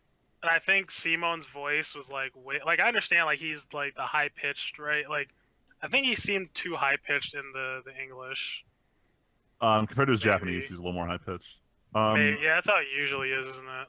Just on that thought for 1 second. Tim, are you still with us, or did your audio disconnect? We haven't heard you for, like, a good 5-10 minutes. Oh, yeah, he's dead. Yeah, I figured it was like that last time this happened. Dead. Sorry, podcast listeners. I am apparently not going through on the Discord. Doop-a-doo, doop-a-doo, doop-a-doo, doo, doo-doo-doo, doo-doo-doo, doo-doo-doo. Podcast behind the scenes. Doo-doo-doo. I wonder what it's like. Yo. Yeah. See, I could hear you guys and I was talking, and on Discord is what happened because my recording software is still working fine. Oh. There was one point where I was talking and Tyler just kept talking, and I'm like, oh fuck, I guess I'll back it off so Damn, Tyler what can a talk. douchebag. I was What like a really son of waiting a for you to bitch. chime in when I said Gurn. I'm like, damn, nothing out of Tim. Either he's disconnected or he doesn't know about the Yeah, topic. right. This is the real test to get Tim into the conversation. He's like, fucking crickets, cricket. No, Yeah, I guess it so- just wasn't working. Where did you last leave off at?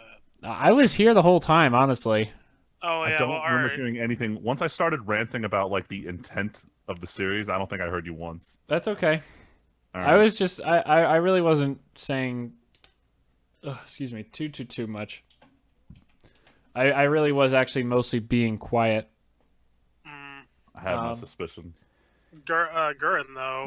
The only thing I was really gonna say was as far as, because Freeman, you keep saying about how it's leaving the creator's vision.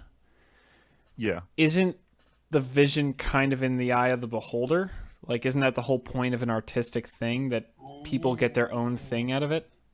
Kind of, but then you go and you get these creators, like they'll license their series for like a video game or a movie, and then they get upset because it's not conveyed the way they thought it should be conveyed.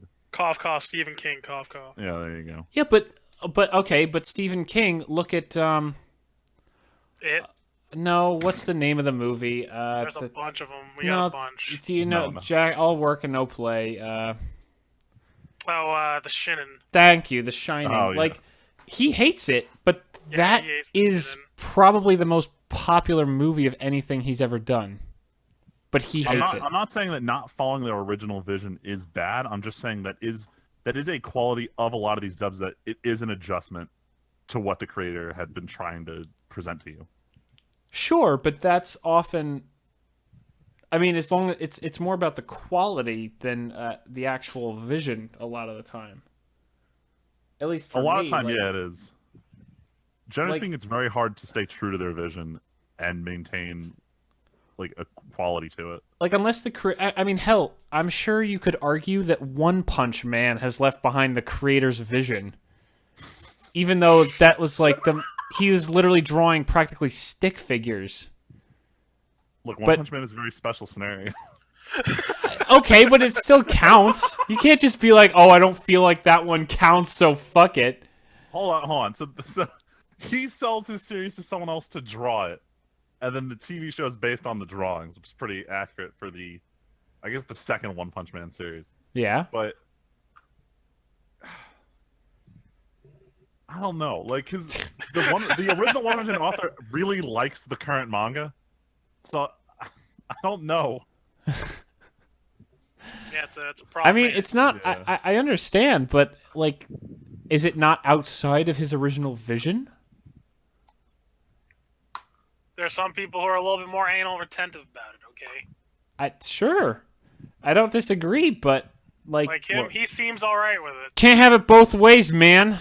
Look, I'm gonna Damn. put it this way: the new Digimon movie series finally started coming out in English, and they did the shit I hated from the dub, where if there was ever a scene of like supposed to be quiet or an act or like a scene of someone doing something, one of the characters has to chime in with the fucking pun.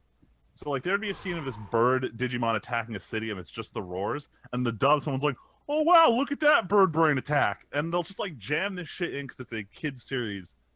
And they did it again with these movies, despite knowing what kind of audience they would be releasing it for. And they just did not give two shits. It's like, oh, it's a lighthearted children's series, and they're like, it must be close enough. And shit grinding my gears. Grinding my gears. Grinding. Hell gears. Get Yeah, I don't know. grinded, motherfucker. That said, I realize I've been giving a lot of criticism to dubs. They do still have their merits, though. I think so. A lot of times, even when you do keep the tone the same, a lot of times English voice actors just fit characters better. One of the best examples I'll give is probably one of my favorite dubs is Fullmetal Alchemist. Yeah, they got some good voice act. They got some good Yeah, talent for that. boy. Just like a lot of people give Vic Mignogna shit, but I think his portrayal of Ed was just very good. It's close to the way it was in Japanese. It's not bad, but I just thought it felt like a better performance. I And think in part of that the regard- problem, I think part of the reason everyone just, part of the reason everyone's like, oh, it's the dub, so it's better because it's closer. It's like, people, it must just be like a Japanese culture thing that lets them go nutso more. As terrible as that sounds, you guys know what I mean. Yeah. Well, like, The quality of acting where it's just this over the topness. Not even quality. It's just, I get I know what you mean. Quality in terms of. I didn't mean quality in terms of good or bad. I meant quality in terms of how they speak. They have this more over the top acting role when it comes to voice acting, whereas in English you need to be more reserved because that's the way people speak in shows here. Yeah, and I think actors are. I think we're getting to a point where more English actors are doing more anime and stuff and getting closer and closer. But that doesn't change the fact. It's like, I don't know. It's. I feel like everyone just says the dubs are better because usually the Japanese actors emote more, but that might not actually be good because sometimes they go so nuts that it's I don't know. I do prefer the over the topness, but sometimes it works better when you're hearing a language you can't actually physically hear to make sure it sounds right. Like there'll be characters who they have the right tone, but their diction in English is just awful and it sounds very robotic. Yeah. Whereas when you hear it in Japanese, you can't tell the difference because you don't know Japanese. You're judging on like voice quality. Well, I don't want to use the word quality. I'm using that too much, but like on the voice alone, without actually how it relates to the script. Right. So subs do kind of have a natural advantage in that regard. That it's hard to scrutinize. Mm-hmm. At least for us as solely speakers. English-speaking Americans who don't speak a second language. Stupid Americans. Or at least I don't. I don't know about you guys. I can't speak. Oh, certainly not. Freeman's like, Then you got your Japanese, know some of that Japanese. people who watch American cartoons, call themselves cowboys, and watch SpongeBob with subtitles on. Damn. Yo, you like this one meme, which is great. It was was it we don't grant you the rank of master meme with what's it called, Avatar. I think I was the one who shared that on Facebook. It was. We don't grant you the rank of anime to Avatar. It was you're beloved by the community. God. We don't grant you the rank of anime. Jeez. Sit down, cartoons. What? Oh my god. The Council of Anime announces whether or not you're allowed to be counted as anime.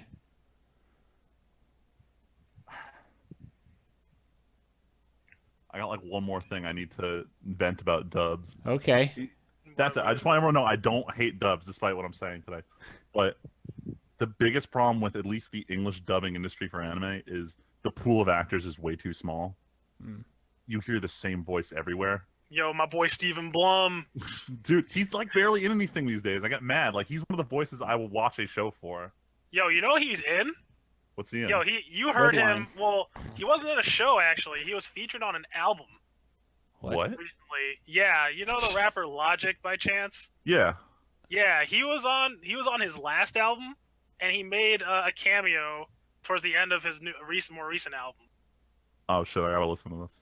What? I'm like, wait a second. Yeah, that's what I'm saying. Well, first I saw him on the cover. I'm like, wait a second. Don't tell me Spike Spiegel's on this fucking album. It turns out he was. I was like, holy shit. What? Yeah, man, that dude makes so much money, though. Dude, he's got a great He voice. has to. He does. He's still doing Tom from Toonami these days. Yeah, Oh my I mean, I'm not God. surprised they got him back. They probably Yeah. paid a decent amount to get him back, too. Definitely. But what I was trying to say about the voice actors a lot, I remember it was a couple weeks ago I was talking about Hero Academia, and I was just talking about the dub, and I was like, oh, watch it, All Might is voiced by Vegeta. And Oh, shit. I realized I caught myself saying that because Chris Sabat has a role in pretty much every Funimation show because how prolific he is. But at the end of the day, I always call him Vegeta because that's what I think of him. Mm-hmm. And that sometimes bleeds into my perception of other characters. But when he does it a little differently, like when he did Armstrong in Fullmetal Alchemist, it was different enough that I didn't realize at first it was Vegeta. But going back and listening, every show I watch, either it's his Vegeta voice or it's his Armstrong voice. Oh. And I'm Friedman. experiencing that problem with the new batch of voice actors, because especially because you mentioned Fate Stay Night, the reason I could not watch it is because I fucking hate the voice of Bryce Papenbrook, who did Shiro in Fate Stay Night, because he's also the voice actor for Eren in Attack on Titan. He's the voice actor for Kirito in Sword Art Online. He's the main character in Seven Deadly Sins. He's the main character in every fucking show that gets dubbed on the West Coast these days, and I can't stand his voice. Oh. Damn. Every character's the same kind of like cocky, a little too happy character. and it's just fucking. I'm gonna be Looking a happy hero of motherfucker. justice. Oh my god. Triggered. Trigger, dude. But that's the problem. If you like the voices, it's great. I'll recommend shows because they love Vegeta's voice actor. But you give me a show and I'm like, oh fuck, Bryce Papenbrook is the main character again? Nah, I'll pass on this one. Because there's not enough diversity in actors here. Right. Yeah, it seems like it's a very small world because, like, I remember, like, I'll look up a voice. I think you guys do it too, right? Every For single show. stuff. Yeah, it's like, oh man, like I heard this motherfucker's voice before. Like, who is he? And then you'll notice, like, oh shit, he was on this. The worst part is I'm leaving Unless that's you're what I do in Stephen Blum, Japanese as then well. if you take like a guess, he's probably fucking in it, even as an extra. Yeah. Usually. I'm even playing Guild Wars 2. I'm going through the new maps, and he recorded like random NPCs across all the maps. I'm like, Nice. oh, that's Steve Bloom. Oh, that's Crispin Freeman. Oh, that's Sam Riegel. Like, I hate it. It's a curse. Side note for dubbing, did you guys know that Team 4-Star is doing a dub of a movie? The official dub of Yeah. a movie. The official Really? dub of a movie. Yeah. Holy shit. It's part of why, besides, they did a vlog where they're like, yo, no DBZA because personal shit we're not going to talk about. But hey, we're dubbing a movie. Damn, that non-disclosure Promise agreement. no one gave a shit. They're just like, what? No more DBA? I mean, Yo, we're making real money now. they're clearly trying to not be railroaded into it, and I can totally respect that. But also, fucking, yo, come on. Real money. They can get that real money Like, now. look, there's a Like, I reason get that we care YouTube about fucking you. blows these days, but come on, guys. Are they gonna be like the new Rooster Teeth? What, were they make their slow original rolling. thing Well, all they- shitty? Where they roll out from their original content into just other Well, shit yeah, and forget the like original they stuff started they from did. the bottom where they're like, "Yo, we're gonna get this basic ass capture software, have shit bob up and down. And we're gonna do it in our basements too. Yo, we have a fucking convention now. Look at it. Oh my god. Yo, we run the biggest booth. We run one of the biggest booths in Comic-Con. Can't wait for 4-Star Con. Team 4-Star Con. Yo, they've probably talked about it. Don't even pretend. Don't play. Don't play. I love Team 4-Star, but the problem is at work we use Team Foundation server, which is also TFS. So anytime someone says TFS, I get very confused about who I'm talking to and what we're talking about. Lol. Yeah. But anyway, yeah, I mean, I don't know what else, how much else there is. I mean, There is one thing I will give in Dub's favor. Especially in settings that explicitly aren't Japan, having characters speak English works way more thematically for those shows oh, than the original does. you mean like that medieval show where the guy get back in time as a little girl or whatever? Is that, Well, God. or no, Full Metal. Hell, no, like Full Metal, like if it's more of a European setting, that kind of fits. But I'm talking more like there's this one show that came out called Bacano that explicitly takes place in Chicago in the United States, and when they dubbed it, everyone put on this like fake Italian accent because there was this whole mobster subplot. And at first, I was like, "This is fucking stupid," and then it really grew on me because I'm like, you know, it actually fits the way the characters are supposed to be for this time period. And you watch it in Japanese, and there's like nothing remotely American. You hear them try to say like Italian phrases, but like with heavy Japanese accents, and it comes off awful. And I'd rather just listen to him talk with this thick kind of, not even Italian, more like Brooklyn accent. Oh my God. See, that's my problem. My immersion. There's Brooklyn one character- Rage. His name in that Brooklyn movie Rage. is his name is Jacuzzi Splot. But everyone's like, hey, Jacuzzi Splot, you going to Chicago? What kind of name? Jacuzzi. What a fucking It's great supposed name. to be Italian. Holy Jacuzzi Splot. Oh, what a hero. Yeah, fucking Bacano. But yeah, for shows that are outside the U.S., I'd actually hand it to dubs because they do kind of even though they go against the creator's intent, they fit the tone of what they're trying to show better. I don't know. It's ambiguous. I don't know. It's complicated, and there's definitely pros and cons to both. I mean, I know I already said it at the beginning, but for me, it really just does come down to, honestly, also, a big thing for me is I find that because I've been stuck at work so much lately, I've been watching a lot of stuff at work. Sort of like listening with a small window on another monitor so I can look if I need to. I can't watch a sub like that. Obviously, I can watch stuff at home, but now that I'm living on my own and living with Val, I'm trying... Like, we're trying to watch things together when we're watching TV, and we don't always both want to watch the same anime subbed. You know what I mean? Yeah, I understand. That's usually tougher to line up. But anyway. Regardless. So that said, do you want to go around the room and have everyone their final verdict on what they think is better? Subs or dubs, yeah. I mean, I have two great animes for both that I really loved. I mean, Gurren and Full Metal I will never watch in Japanese because I don't need to because they're amazing and dubbed. But... Well, hold on. Can I talk about Gurren real quick? Oh, boy. So real quick. Real quick. When they released the Gurren movies, they added all these extra fight scenes on, so I had to watch them subtitled to see them. And some of the characters felt like completely different characters in Japanese. The entire sequence at the end of the series where Simon is like inside Gurren Lagann, that's inside the space Gurren, that's inside the Mega Galaxy Gurren. He's 4 layers deep, and like his drills start breaking because he's tired. Yeah. The way they handled it in Japanese, he made it sound like the situation was hopeless and he was fucking dying inside of Gurren. And I did not even remotely get that impression watching it in English. Mm-hmm. That was the first time I watched one and realized, like, wow, like you can completely change like the message a scene has based on how the actor does the same scene. But there's also a cultural difference. Like maybe that works more in Japanese than it does for a Japanese audience than it does for an American English audience.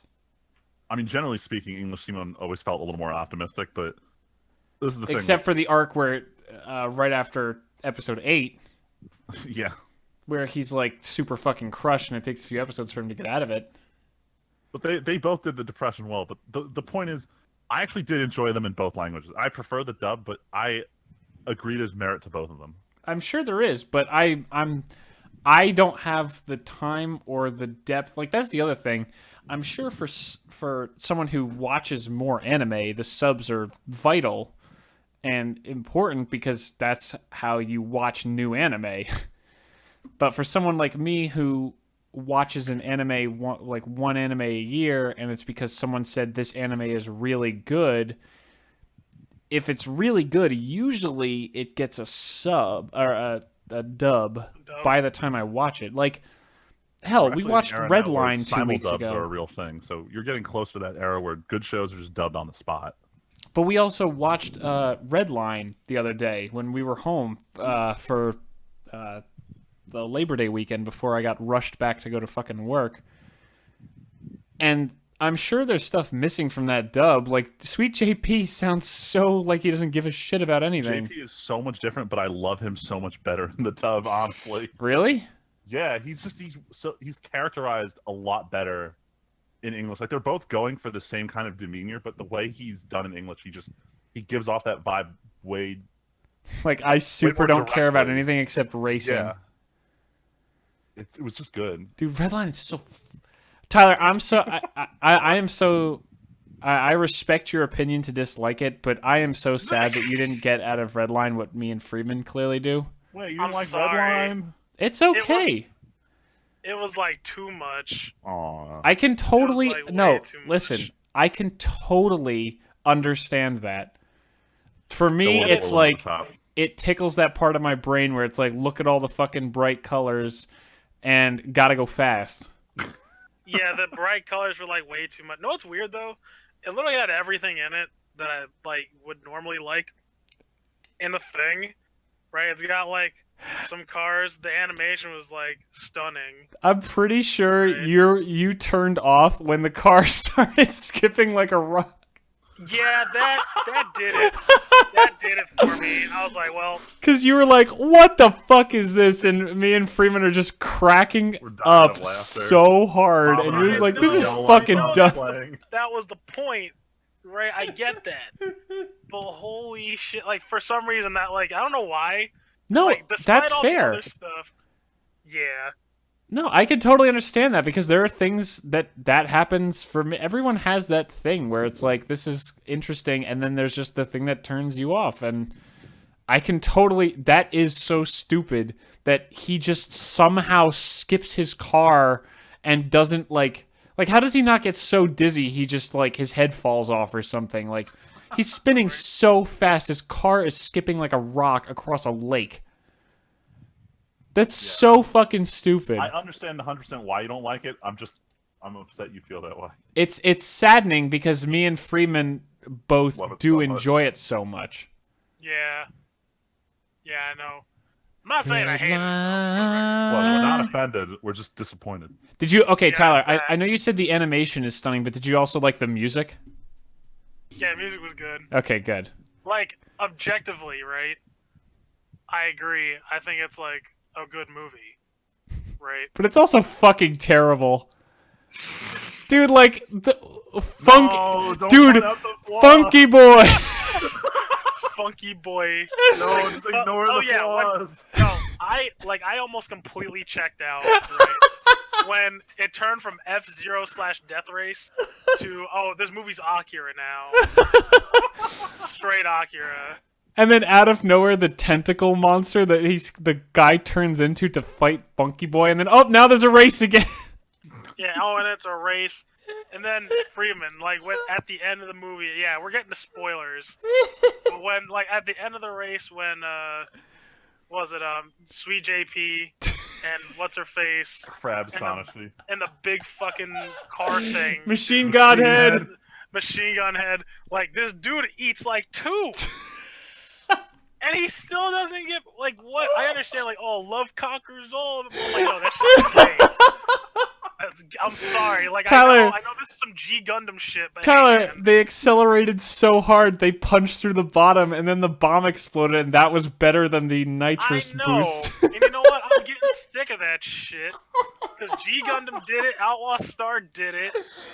I'm trying to remember what there's other anime every that fucking anime does it. Oh god, it was fucking terrible, and I would love it so much. If I went into it knowing that it was more of a satire, right? If it gave me more of a chance to know I should that have told it you was don't take this movie seriously when we went into it. I might have enjoyed it more. I'm pretty sure we were pretty upfront with how dumb and goofy. Weren't. Yes, we were. We were overhyping the speed and the gotta go fast aspect. Tyler, we every other word out of our mouths was gotta go fast memes about gotta how go fast, and you're like, oh yeah, it's sort of like F-Zero. Then all of a sudden, this dude's like, oh yeah, it is like F-Zero. Sweet JP driving his Pontiac Trans Am. Tyler, you can see how little I remembered of the middle of the movie where Funky Boy comes out because I totally forgot about the dumb Funky Boy.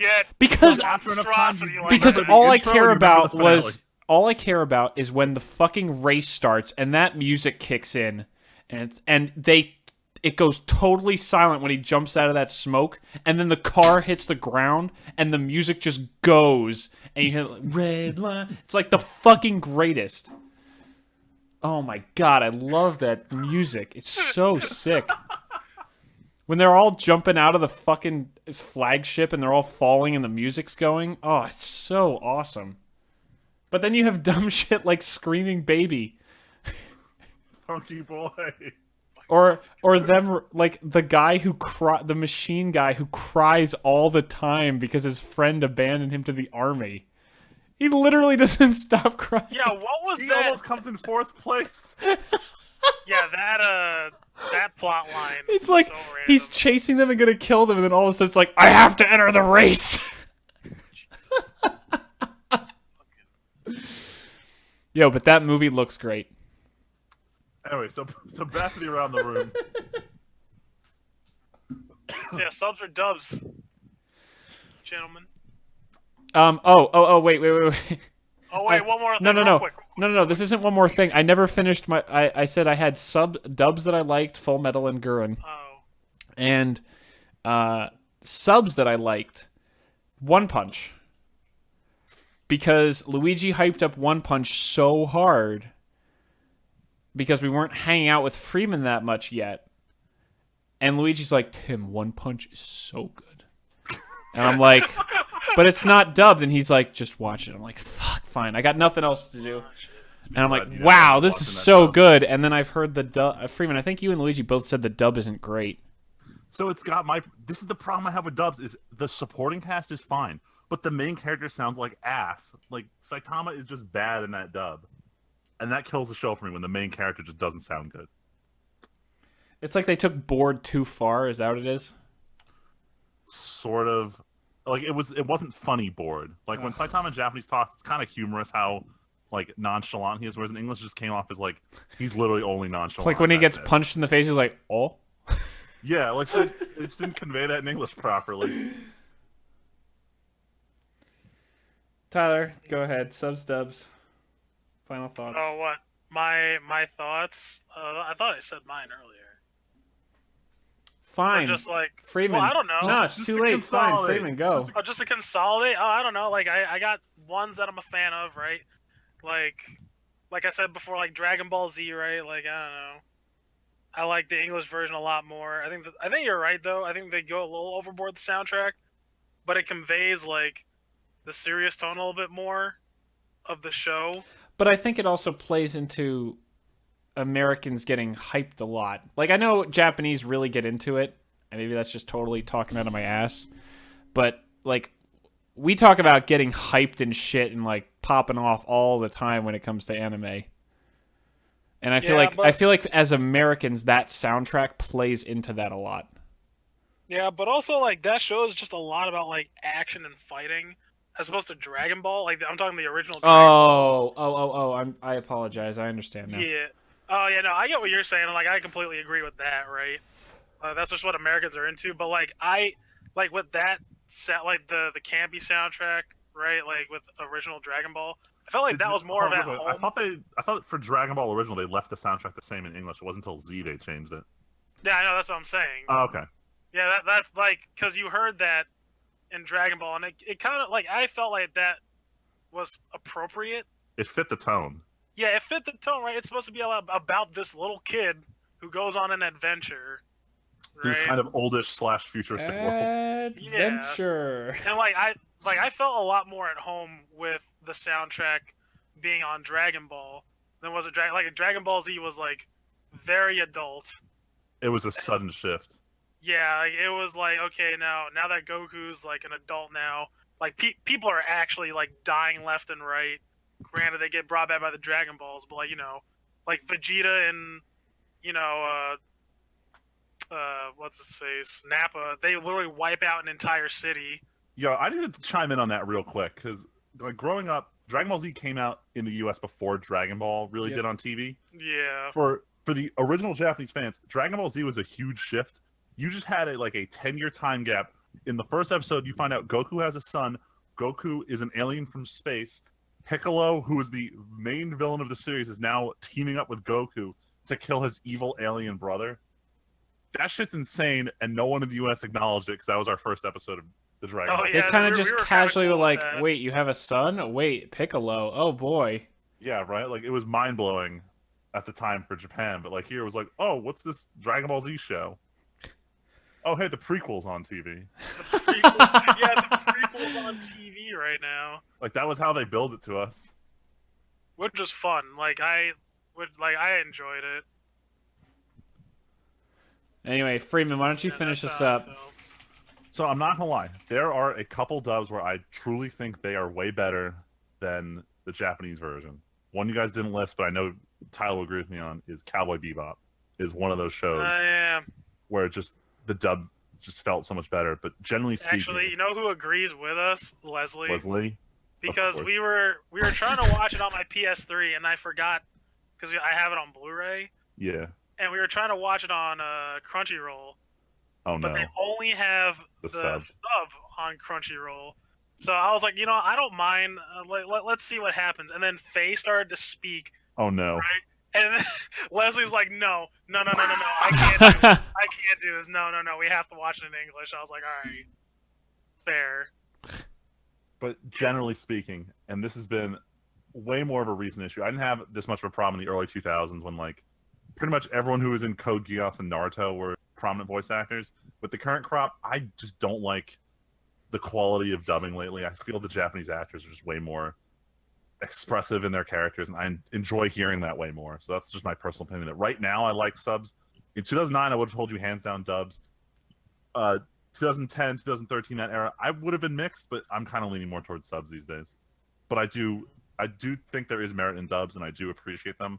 I just don't like them as much. Mm-hmm. All right. Well, I think that pretty much sums up subs and dubs. Subs up, yeah. Subs up. Subs it up. So subs up. Let's do this. God.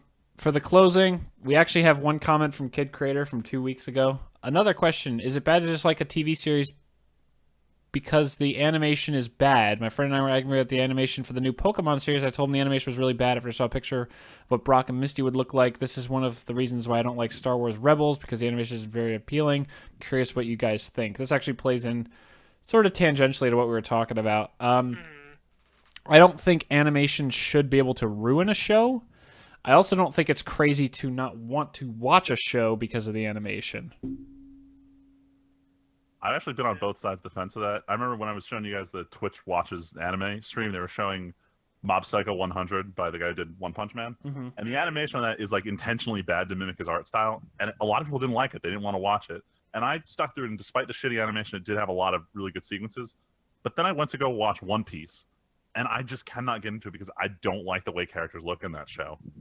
And it's enough that I haven't kept up with the show. So deep down inside, I want to say no, animation shouldn't be the deciding factor. You should be able to work through it. But at the same time, I cannot watch One Piece because I don't like looking at it. I hate it when I watch it.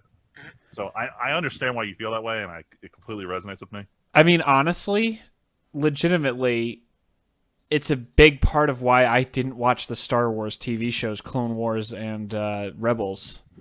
Because I'm like, what the fuck is this? What the fuck is this? I don't want to watch this. This looks so weird. And I know that that's probably wrong, but it's like, why does it have to look like this? This looks terrible. Which is fair. I kind of look for both, but I look for more story than I do animation, though. I think when it comes down to it, because the real question is animation the deal breaker? Animation is not the deal breaker. The story is the deal breaker with me. I can watch, right, like a kind of shitty looking one, like a shitty looking like anything really, but like if it can grab my attention really, right, and keep me engaged to a certain extent, I can be like, all right, like I'll keep this. Like it can be like a show can be super pretty to me. But is it not harder to get into in the first place if it doesn't look good? Or like, we're not talking about a show that just looks average, but you're looking for the story. Like a show that looks like actual ass. Will you continue watching it for other qualities like story? Probably. Well, not even continue watching it. Would you pick it up in the first place if you just saw it? All right, listen. I was watching Fist of the North Star, and man, I'm gonna tell you that was garbage. The animation, hold on, trash. It's like, how do I put it? I know it is trash, but it's because it's old. Yeah, it's old. Like no one says Scooby-Doo has amazing animation. It's like a product of the era. No, I don't think. No, because I think Dragon Ball was slightly better than Fist of the North Star. Oh, they came out around the same time, huh? Oh, did they come out at the same time? Like, give or take the 80s. Oh, fuck. Fist of the North Star is real shit then, because Dragon Ball was way better than that. Yeah, like, it's almost, like, Fist of the North Star. It's honestly not that well animated. I'm not gonna lie. It's almost borderline fucking Speed Racer. It's almost Speed Racer. Like, you don't know it when you're watching it, but you're pretty much already dead. Yeah, you're pretty much already dead. But I kept with it, though, right? Because the story was just really good. And Kenshiro was just a badass. Like, I'm trying to read the manga just for that. I'm about to. Like, I was thinking about it. Like, now, like, you brought this thing up earlier. I'm like, maybe I might read the manga. But yeah, like, because I compared it to, because like Dragon Ball has really good, for the time, really good animation. The fight sequences are really well choreographed, honestly. Yeah. Now, Fist of the North Stars, you'd think that would, but no, it's like it being like a kung fu anime. It's not. It's just a bunch of like rapid fire punches and screaming and. Yeah. Oh no no no no no no no! Oh no no no no no no! And then Omo Shinru. And then the dude like it goes in and then explodes. Yeah, like it's not. It's really, at least I have it to compare to Dragon Ball, which maybe might be bad because it was really like a high production value. Maybe I don't know. All I know is that for the time, and also I can't even really gauge it that well. But like to me, right? Like if someone were to, I guess, produce it right now, like come out and slap that out there, right? Like this is our animation. I'd be like, no. No. No, yeah, like I don't know, like I watched that stuff. I can't. I'm trying to think of like what I thought was like bad animation. I'm trying to think, but like I could have stuck with. Yeah, I don't know. For me, it really is those Star Wars ones that pop into my head from recent years. Yep, Yeah. definitely. I just hated how they looked, and it is not the thing that stopped me from watching, but I know it didn't help me want to watch. I'll put it that way for sure. Actually, you know what? It might be. Now I'm thinking about it because I wouldn't watch Berserk. Yeah, and the new Berserk Dude, looks this like is a perfect balls. example. How did we forget this? Yeah, that's it. Now I'm thinking. Now I'm like really delving into like what I watch, and I'm like, okay, yeah, Berserk does look like ass. I'm not watching that ass. But I also like I've also read it, so I know the story. So now I'm starting to get in. Would you watch it despite knowing how good the story is? Ah, fuck no. Yeah, no, I'd have to say no to that. All right. Holy well, shit. we've been going we're at our 2 hour mark, so we should probably call it. But to end for the day, we'll close out for the week. So Freeman, why don't you walk us through the week? Sure. I am catching up on some of the Guild Wars 2 stuff before the expansion comes out, just because that expansion is going to sneak in right before Destiny 2 comes out. So I want to play through as much of that as I can before we start doing our rating and stuff. So it's probably what I'm going to do in some of my free time this week. But I'm busy with work, so well, not so busy that I can't do other stuff like our D&D. But between work and D&D and our podcast and all this other stuff, I don't have too much free time, so I don't know how much I'm going to get done. But I'll see what I can do. And probably squeeze some anime in here and there. Whoa. That's it? I mean, what do you want from me? I don't know. Yeah, what do you want from us? I just said I don't have a lot of time. That's fair. I don't either, dude. Lives. I'm working 45-hour weeks for the next 2 months, it looks like. Damn. Yep. Fuck that. It's only a rare occurrence for me. Tyler, go ahead. I don't know. I don't got a lot going on. I was gonna try and watch see American Assassin maybe this weekend. That looked like a neat anime. Oh no, you know what? I can't go see that because I'm waiting for the better movie to come out next week. What is the better movie? The other action movie. Kingsman! Oh man, fuck that shit. What? Yeah, I fucking said it. Alright, Tyler, you can hate Redline all you want. You cannot. Shots fired. I'm sorry, man. Kingsman 1 was so fucking good.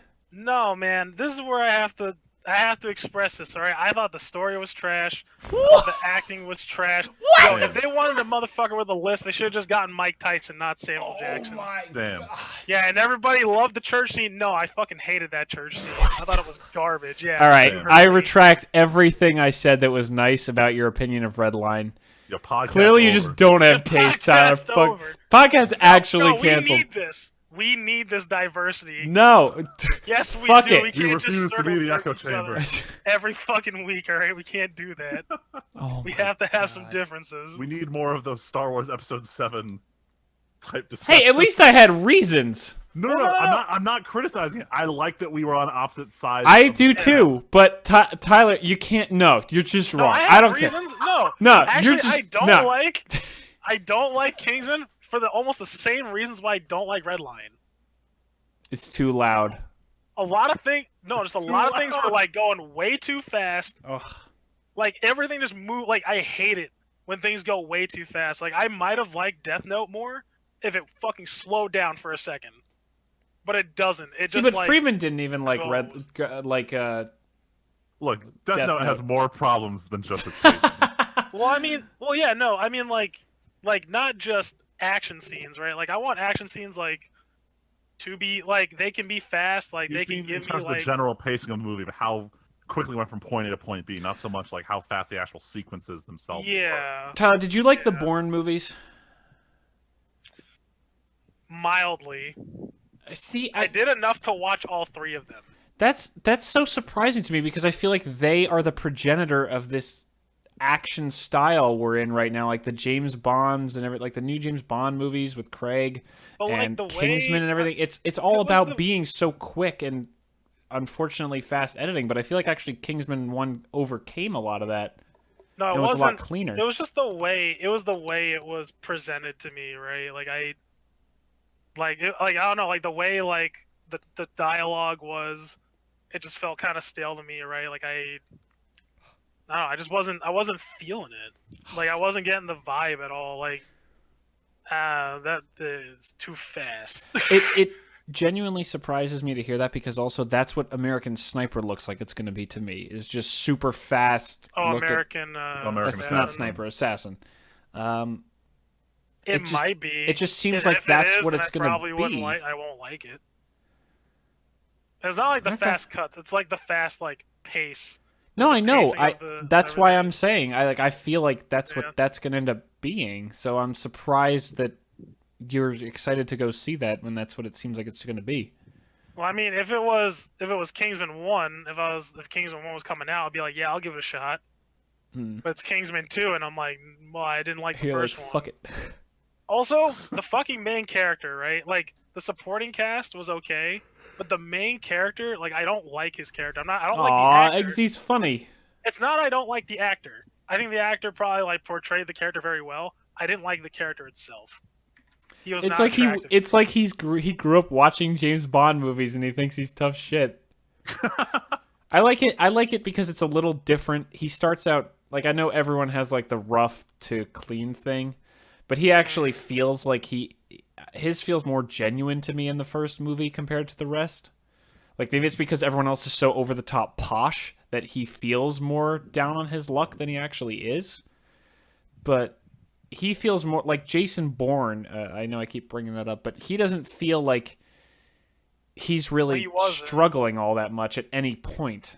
He never struggled when he got brought into the program, and he didn't like struggle really after. But then you Also- have Eggsy, who's like dumb street kid who just happens to like parkour.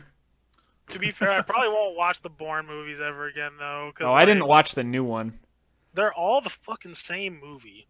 So, Jeremy from CinemaSins on his side channel, he did a video years ago before they even close to announcing it, saying, "Come back and do a good fourth sequel to the Bourne movies with the original group with Paul Greengrass and Matt Damon." And him and the other guys on his podcast were hyping up the new Bourne this The year new so one. much, and they were like, "Wow, that was pretty disappointing." Yo, I did see it out of curiosity, and yeah, it was basically like the other Bourne movies, and it's like, well, anyway, Do they have that So- theme though? yeah, it did. Of course it did. It had to. That's- Do. Someone needs to remind me of that. We need to have an episode also where we talk about themes and how much themes affect things. Like I'm just thinking about it now. Like Val and I just rewatched the first Back to the Future movie over dinner. Oh, theme songs. Theme songs. Yeah. Oh. Oh, not like thematic. No. Yeah, no, I was no, getting no, no. confused where that was going, but yeah, Theme music. that'd be a great topic. Or Halo, or like so many classic movies. Jurassic Park. Nah. Fucking rip Marty O'Donnell or whatever his name is. What? The dude who made the Halo soundtrack. What about him? He died. He doesn't work for Bungie. Oh, well, we knew that. That happened a while ago. There was the whole Yeah. kerfuffle over Destiny music. Bungie doesn't even work for Bungie anymore. Yeah. Anyway. So Oh, yeah, Wait, for my I week. I wasn't done. All I said Oh. was I was going to Oh, American shit. Assassin, maybe. Sorry, And then go. you got off on like, well, fuck you, Tyler. You're a piece Oh of my shit. god, You don't just watch- go. You don't Oh, what else watch you doing? fucking. Yeah. So I also started watching Ozark on Netflix. Ozark, fuck you, Tyler. You're a piece of shit. Damn. See, Hey, this is what I'm hey! talking about. I had a I'm joking. reason for saying that. Ozark, from all accounts, sounds like it's actually cool, and I wouldn't mind watching it at some Yeah, I actually point. want to watch that one too. Actually, you know what I've been describing it to people as? Breaking Bad meets. I don't know. Like there's like a handful of people that watch this show. Banshee. Haven't Nope. seen it. Yeah, that's what I'm saying. Like it was on Stars, so no one really saw it, except me and like maybe like another friend of mine. But basically, like that show's about like basically this guy comes to this small town and he pretends to be the sheriff essentially. Yeah, it's a really bullshit plot, and the whole story is bullshit. But that's what like I guess a part of the charm about it is. I guess I don't know. It's the premise. You gotta accept it. The way I Yeah, heard it described was kind of like a new take on a Breaking Bad kind of thing. Oh, Ozark, yeah, because it's about this accountant. But that's where like the Breaking Bad comes in, right? Like this kind of like almost meek mannered guy doing like shit that you wouldn't expect him to do, like hardcore criminal shit. And then killing it. Yeah, Jason Bateman, man. Jason Bateman brings like the tone of the show home, though. Actually, well, he also directs like a couple episodes of it too. He's like a director producer on the show. So I'm gonna be watching that. More Breath of the Wild, and I think that's it. Oh yeah, I also got a box. Finally, a box owner at my Your comic book comic shop. shop, yeah. Yeah, after an oddly long process of them trying to find the paperwork. So now instead of going like twice or 3 times a month, I just go 1 time a month and just get all the shit that I'm subscribed to. Nice. Yeah. So that's what I got going on. I'm just working.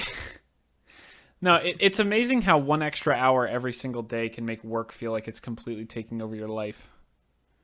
Actually, though, Like getting out at 5:30 instead of 4 o'clock is rough. But Val and I finished season 5 of House yesterday, so we're still working our way through that. How many seasons are there total? 8. Like 8. Oh, there's 8. Oh, you're more than halfway done then. Yep. Yo, finally. Can't wait till you guys get to season 7. I know that's. I'm sure things are gonna get crazy. He Well, just. no, you get to see like a part of my hometown. It's great. Oh, right. I remember what you're talking about. Yes. Yeah.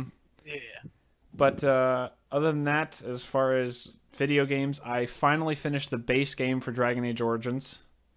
Oh, nice. Which took 62 parts, just over 30 hours. What has been your longest Let's Play in terms of episode This numbers? is it. Okay. This is already it, and I'm already calling it. I tried to make the joke, and then I ended up recording more after it, so I fucked it up. But I was gonna call it the legendary Super Cent. 100-part LP. Because after the main game, there's 4 DLC campaigns, and 4 of them are. I just finished one in one sitting. That was an hour and a half. I think 3 of the other ones, or 3 of the other ones are about that long. But there's one that's basically an expansion to the game. And that one's going to take a while. And actually, that 3 of them you get to import your main character into and continue them through, which is really cool. But that's going to take a while still. Metro Last Light, I'm pretty sure I'm almost done with the game. The game is really fun. I've just been playing it super running and gunning. I also have been kind of flying through it, because Metro is one of those games, I think I might have mentioned it, but apparently to get the good ending, you have to get you can't kill like a single person, and you have to do every good thing and no bad things. Oh yeah, I said fuck that. Exactly. That show's too hard. I was just like, fuck it. So I've just been using the throwing knives and just hitting everybody from stealth, and then if stealth fails, just gun everybody down. That's usually how every stealth game works. It's true, but there's no powers in this game. So, at least it's a little different in that regard. But I've been having fun with it. and it's getting really weird at the end. I had to bleep out another scene where there's just straight up nudity. I told you had to. I know, but I had to cut out the scene where you just get a lap dance. Yeah, you get a lap dance, dude. And from a topless girl. In your face. You really do. And it's then great. You gotta love those pixel boobs. The last session I recorded over the weekend, you basically rescue this female member of your squad, and you're both in quarantine, and she basically just sits in your lap, and she's wearing a tank top, and the side just falls off, and she's like, "Touch me." And your guy just grabs her boob, and then it cuts to, and then they get on the bed, and it cuts to white. Yeah. And I'm like, wow, gotta edit this out too. Yeah, classy. I'm like, Nice. okay. So, yeah, that was interesting. Come on, maybe your stream, maybe that's what your videos need. Some more TNA. More Tim. raunchy content. Yeah, more raunchy content. No, Tim. Now I got your next Let's Play. Oh boy, let's hear Honey it. Pop. No. Just Freeman. Tyler, you're canceling the podcast all over again. Canceling the podcast. Let's go. But once Metro's done, I kind of spoiled this on a live stream already. I think I'm going to replay Star Wars: The Force Unleashed, which is my most popular Let's Play ever, because it's a lot of my old LPs have really crappy audio. Like, I don't think any of them have good audio, because I never really care enough to nail it down that hard. But I don't... A lot of them have really crappy old audio that rendered out really poorly, and I used a shitty mic or something with. So I want to do a season 2 of that, and kind of address the comments I've gotten over the years about how I've talked so much smack about that game, and also how I suck at that game. But yeah, so other than that, Wait, hold on, real quick. This is breaking news. We thought we wouldn't have it, but Overdank news. Jeff Kaplan, during his podcast, Jeff Kaplan put out a video addressing that the Overwatch community got too toxic, and now the developers need to step in and deal with it. I can't believe this is a thing. No way. Yeah, they just put out a developer update called Play Nice, Play Fair, and they're talking about all the shit they want to add to the game to help reduce how toxic the community is becoming. okay. I think it's gonna be just a lot of like player reporting tools. Oh. But point is, they put in a That's fucking wild. developer update at 9:30 at night on a Wednesday to address this shit. Yeah, what happened? I don't know. That's weird. You know, I don't know why it popped into Shit, my they head. banned 480,000 accounts. Holy punished. Oh my fuck. god. Oh no, it's not banned, but it's including stuff like you're permanently muted in game, stuff like that to reduce. Wow. Like, dude, they don't like this. Permanently this song. banned What is- in game. I never Or heard banned of in this. chat. I know people in PUBG are actual cancer. I think Blizzard. Cough, cough, tried to do too PewDiePie. Cough, cough. much. Yeah, fuck I that guy. heard about that. Fuck that Nazi. Fuck that Nazi. Dude, that was nuts, man. When I heard that story. Well, it wasn't nuts. I was like, you know what? I'm not surprised. Well, the Right? new one is another thing, right? What? Or wasn't there a new... You're talking about the new thing he did? Yeah, Yeah, when he was playing PUBG on on a live N-word. stream and he said the hard R. Yo, Freeman, though, more important news that's positive. One of the final mythics for Ixalan just got spoiled by the Command Zone podcast. what is it? Axis of Mortality. It's an enchantment. At the beginning of your upkeep, you may have 2 target players exchange life totals. Jesus. Oh man, No, Val's I gonna be need real that mad. card for Val. Wow, I like how even Tyler... like, You the already know fact what that it is. immediately you're like, I've got to get it from... Gotta get it for Yeah, Val. they show this card off. What was that card that, like, Oh It's god, the that you 3/3 showed for the other 3 day. where like players can't gain lives. it was, oh, God. And when a player enters the right. battlefield, the player takes a damage. It's a dinosaur. Right in chat, I was like, Yo, Val this is chat. for Val, and Val's like, no. Man, no, that card is bad. The worst part, it's a dinosaur, so Leslie is going to play it regardless of what Val thinks. Yo, did you see the Reddit post today where someone's like, yo, Marath, real commander of the dinosaurs? Actually, Because triggering all those enrages off the 1/1 counters is so easy. it's actually though. he got even better as a toolbox commander. Oh god, maybe it's time. Maybe it's time we sign off. We already lived Yes. through Overdank and I thought, Magic, Tyler, I thought you were our gonna say over. maybe it's time I finally dive deep into Magic. Hell No, no, like, dude. get the I fuck stuck the outta needle here. in once. I pulled that out years ago. Stuck the needle alright? in once. We built you a commander deck.